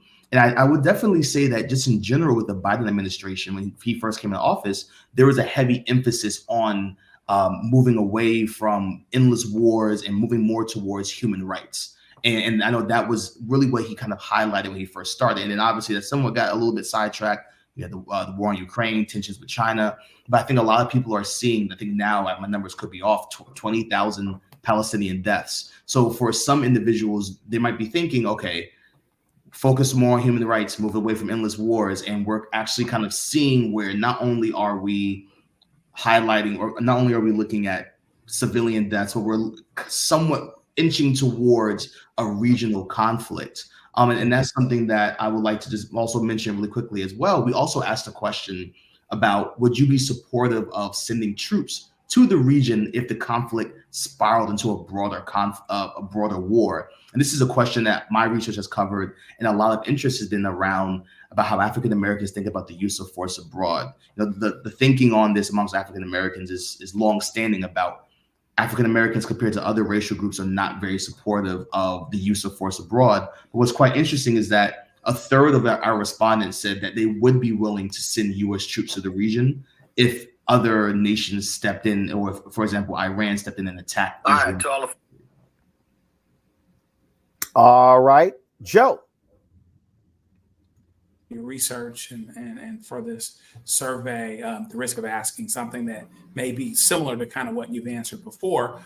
What do you think this says about the evolution of Black thought? By that, I mean, maybe with the point that you made about 9/11, there's some things, of course, that may be surprising, but are these evolutions and consistencies with Black thought, like with Blacks being fairly religious? I remember in the church that I grew up in, we were very pro-Israel, right, as they would call it, et cetera. And so extending Israel a lot of grace.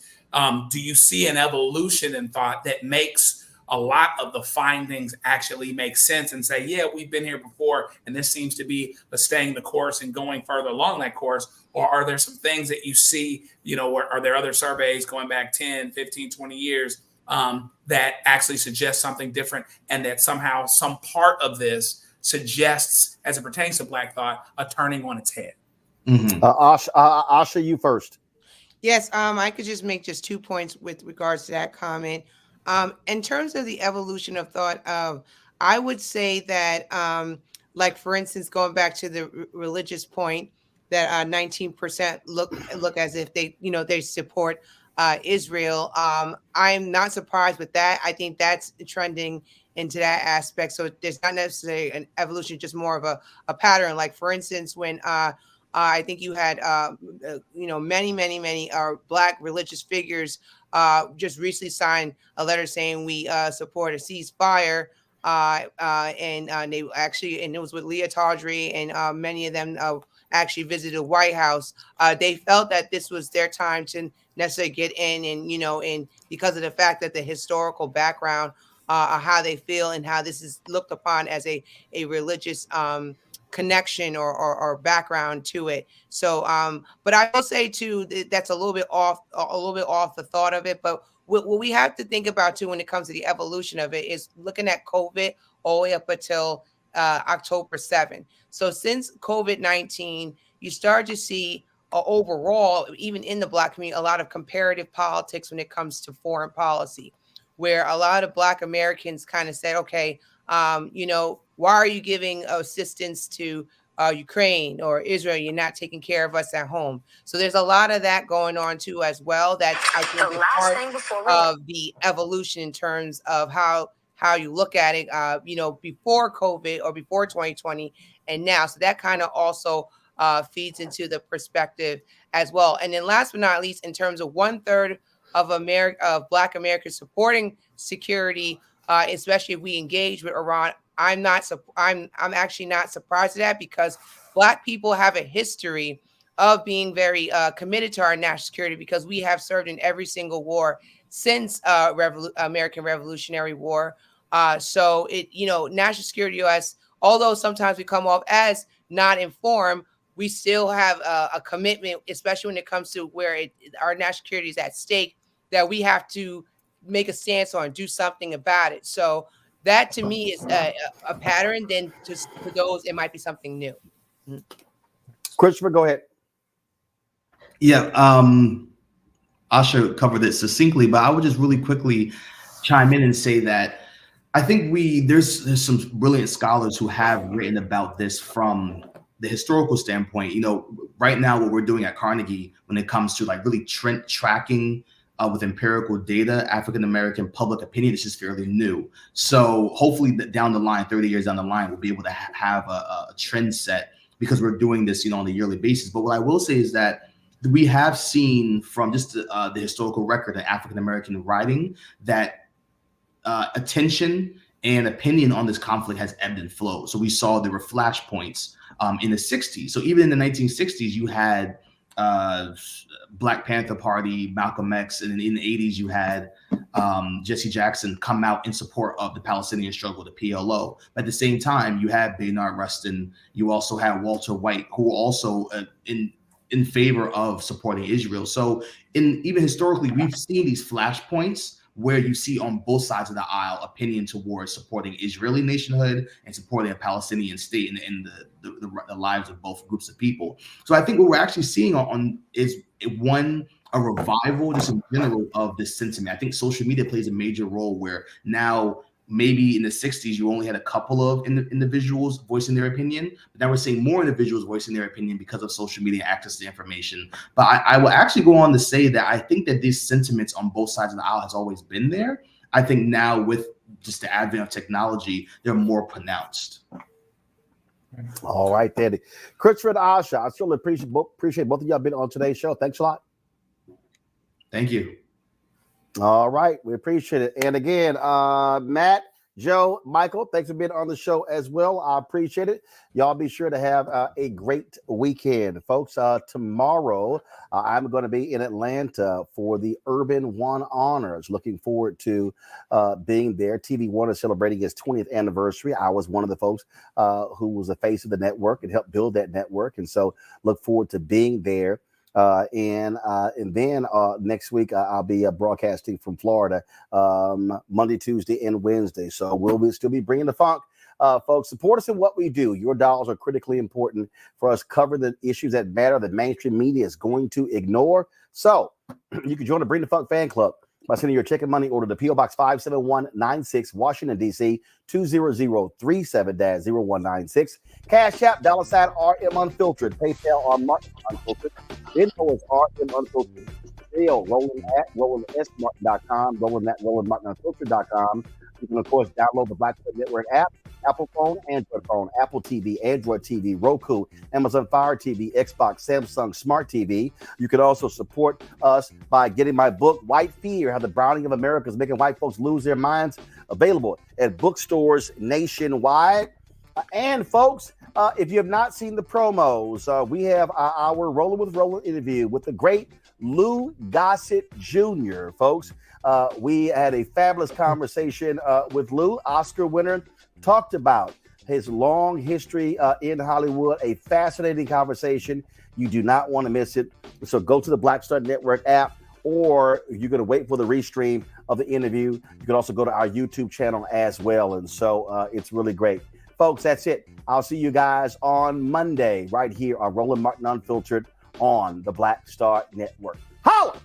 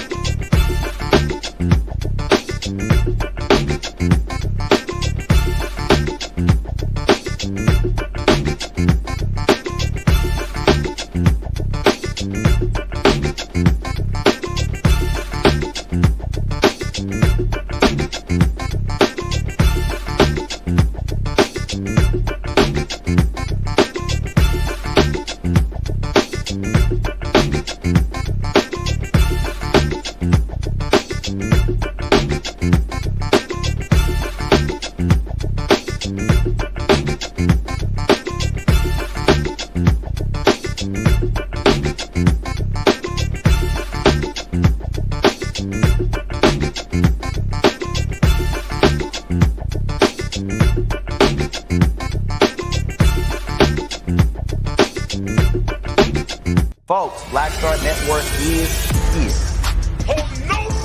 I'm real revolutionary right now. Support this man, Black Media. He makes sure that our stories are told. Thank you for being the voice of Black America, Roland. I love y'all. All momentum we have now, we have to keep this going. The video looks phenomenal. See, there's a difference between Black Star Network and Black-owned media and something like CNN. You can't be Black-owned media and be scared. It's time to be smart. Bring your eyeballs home. You dig?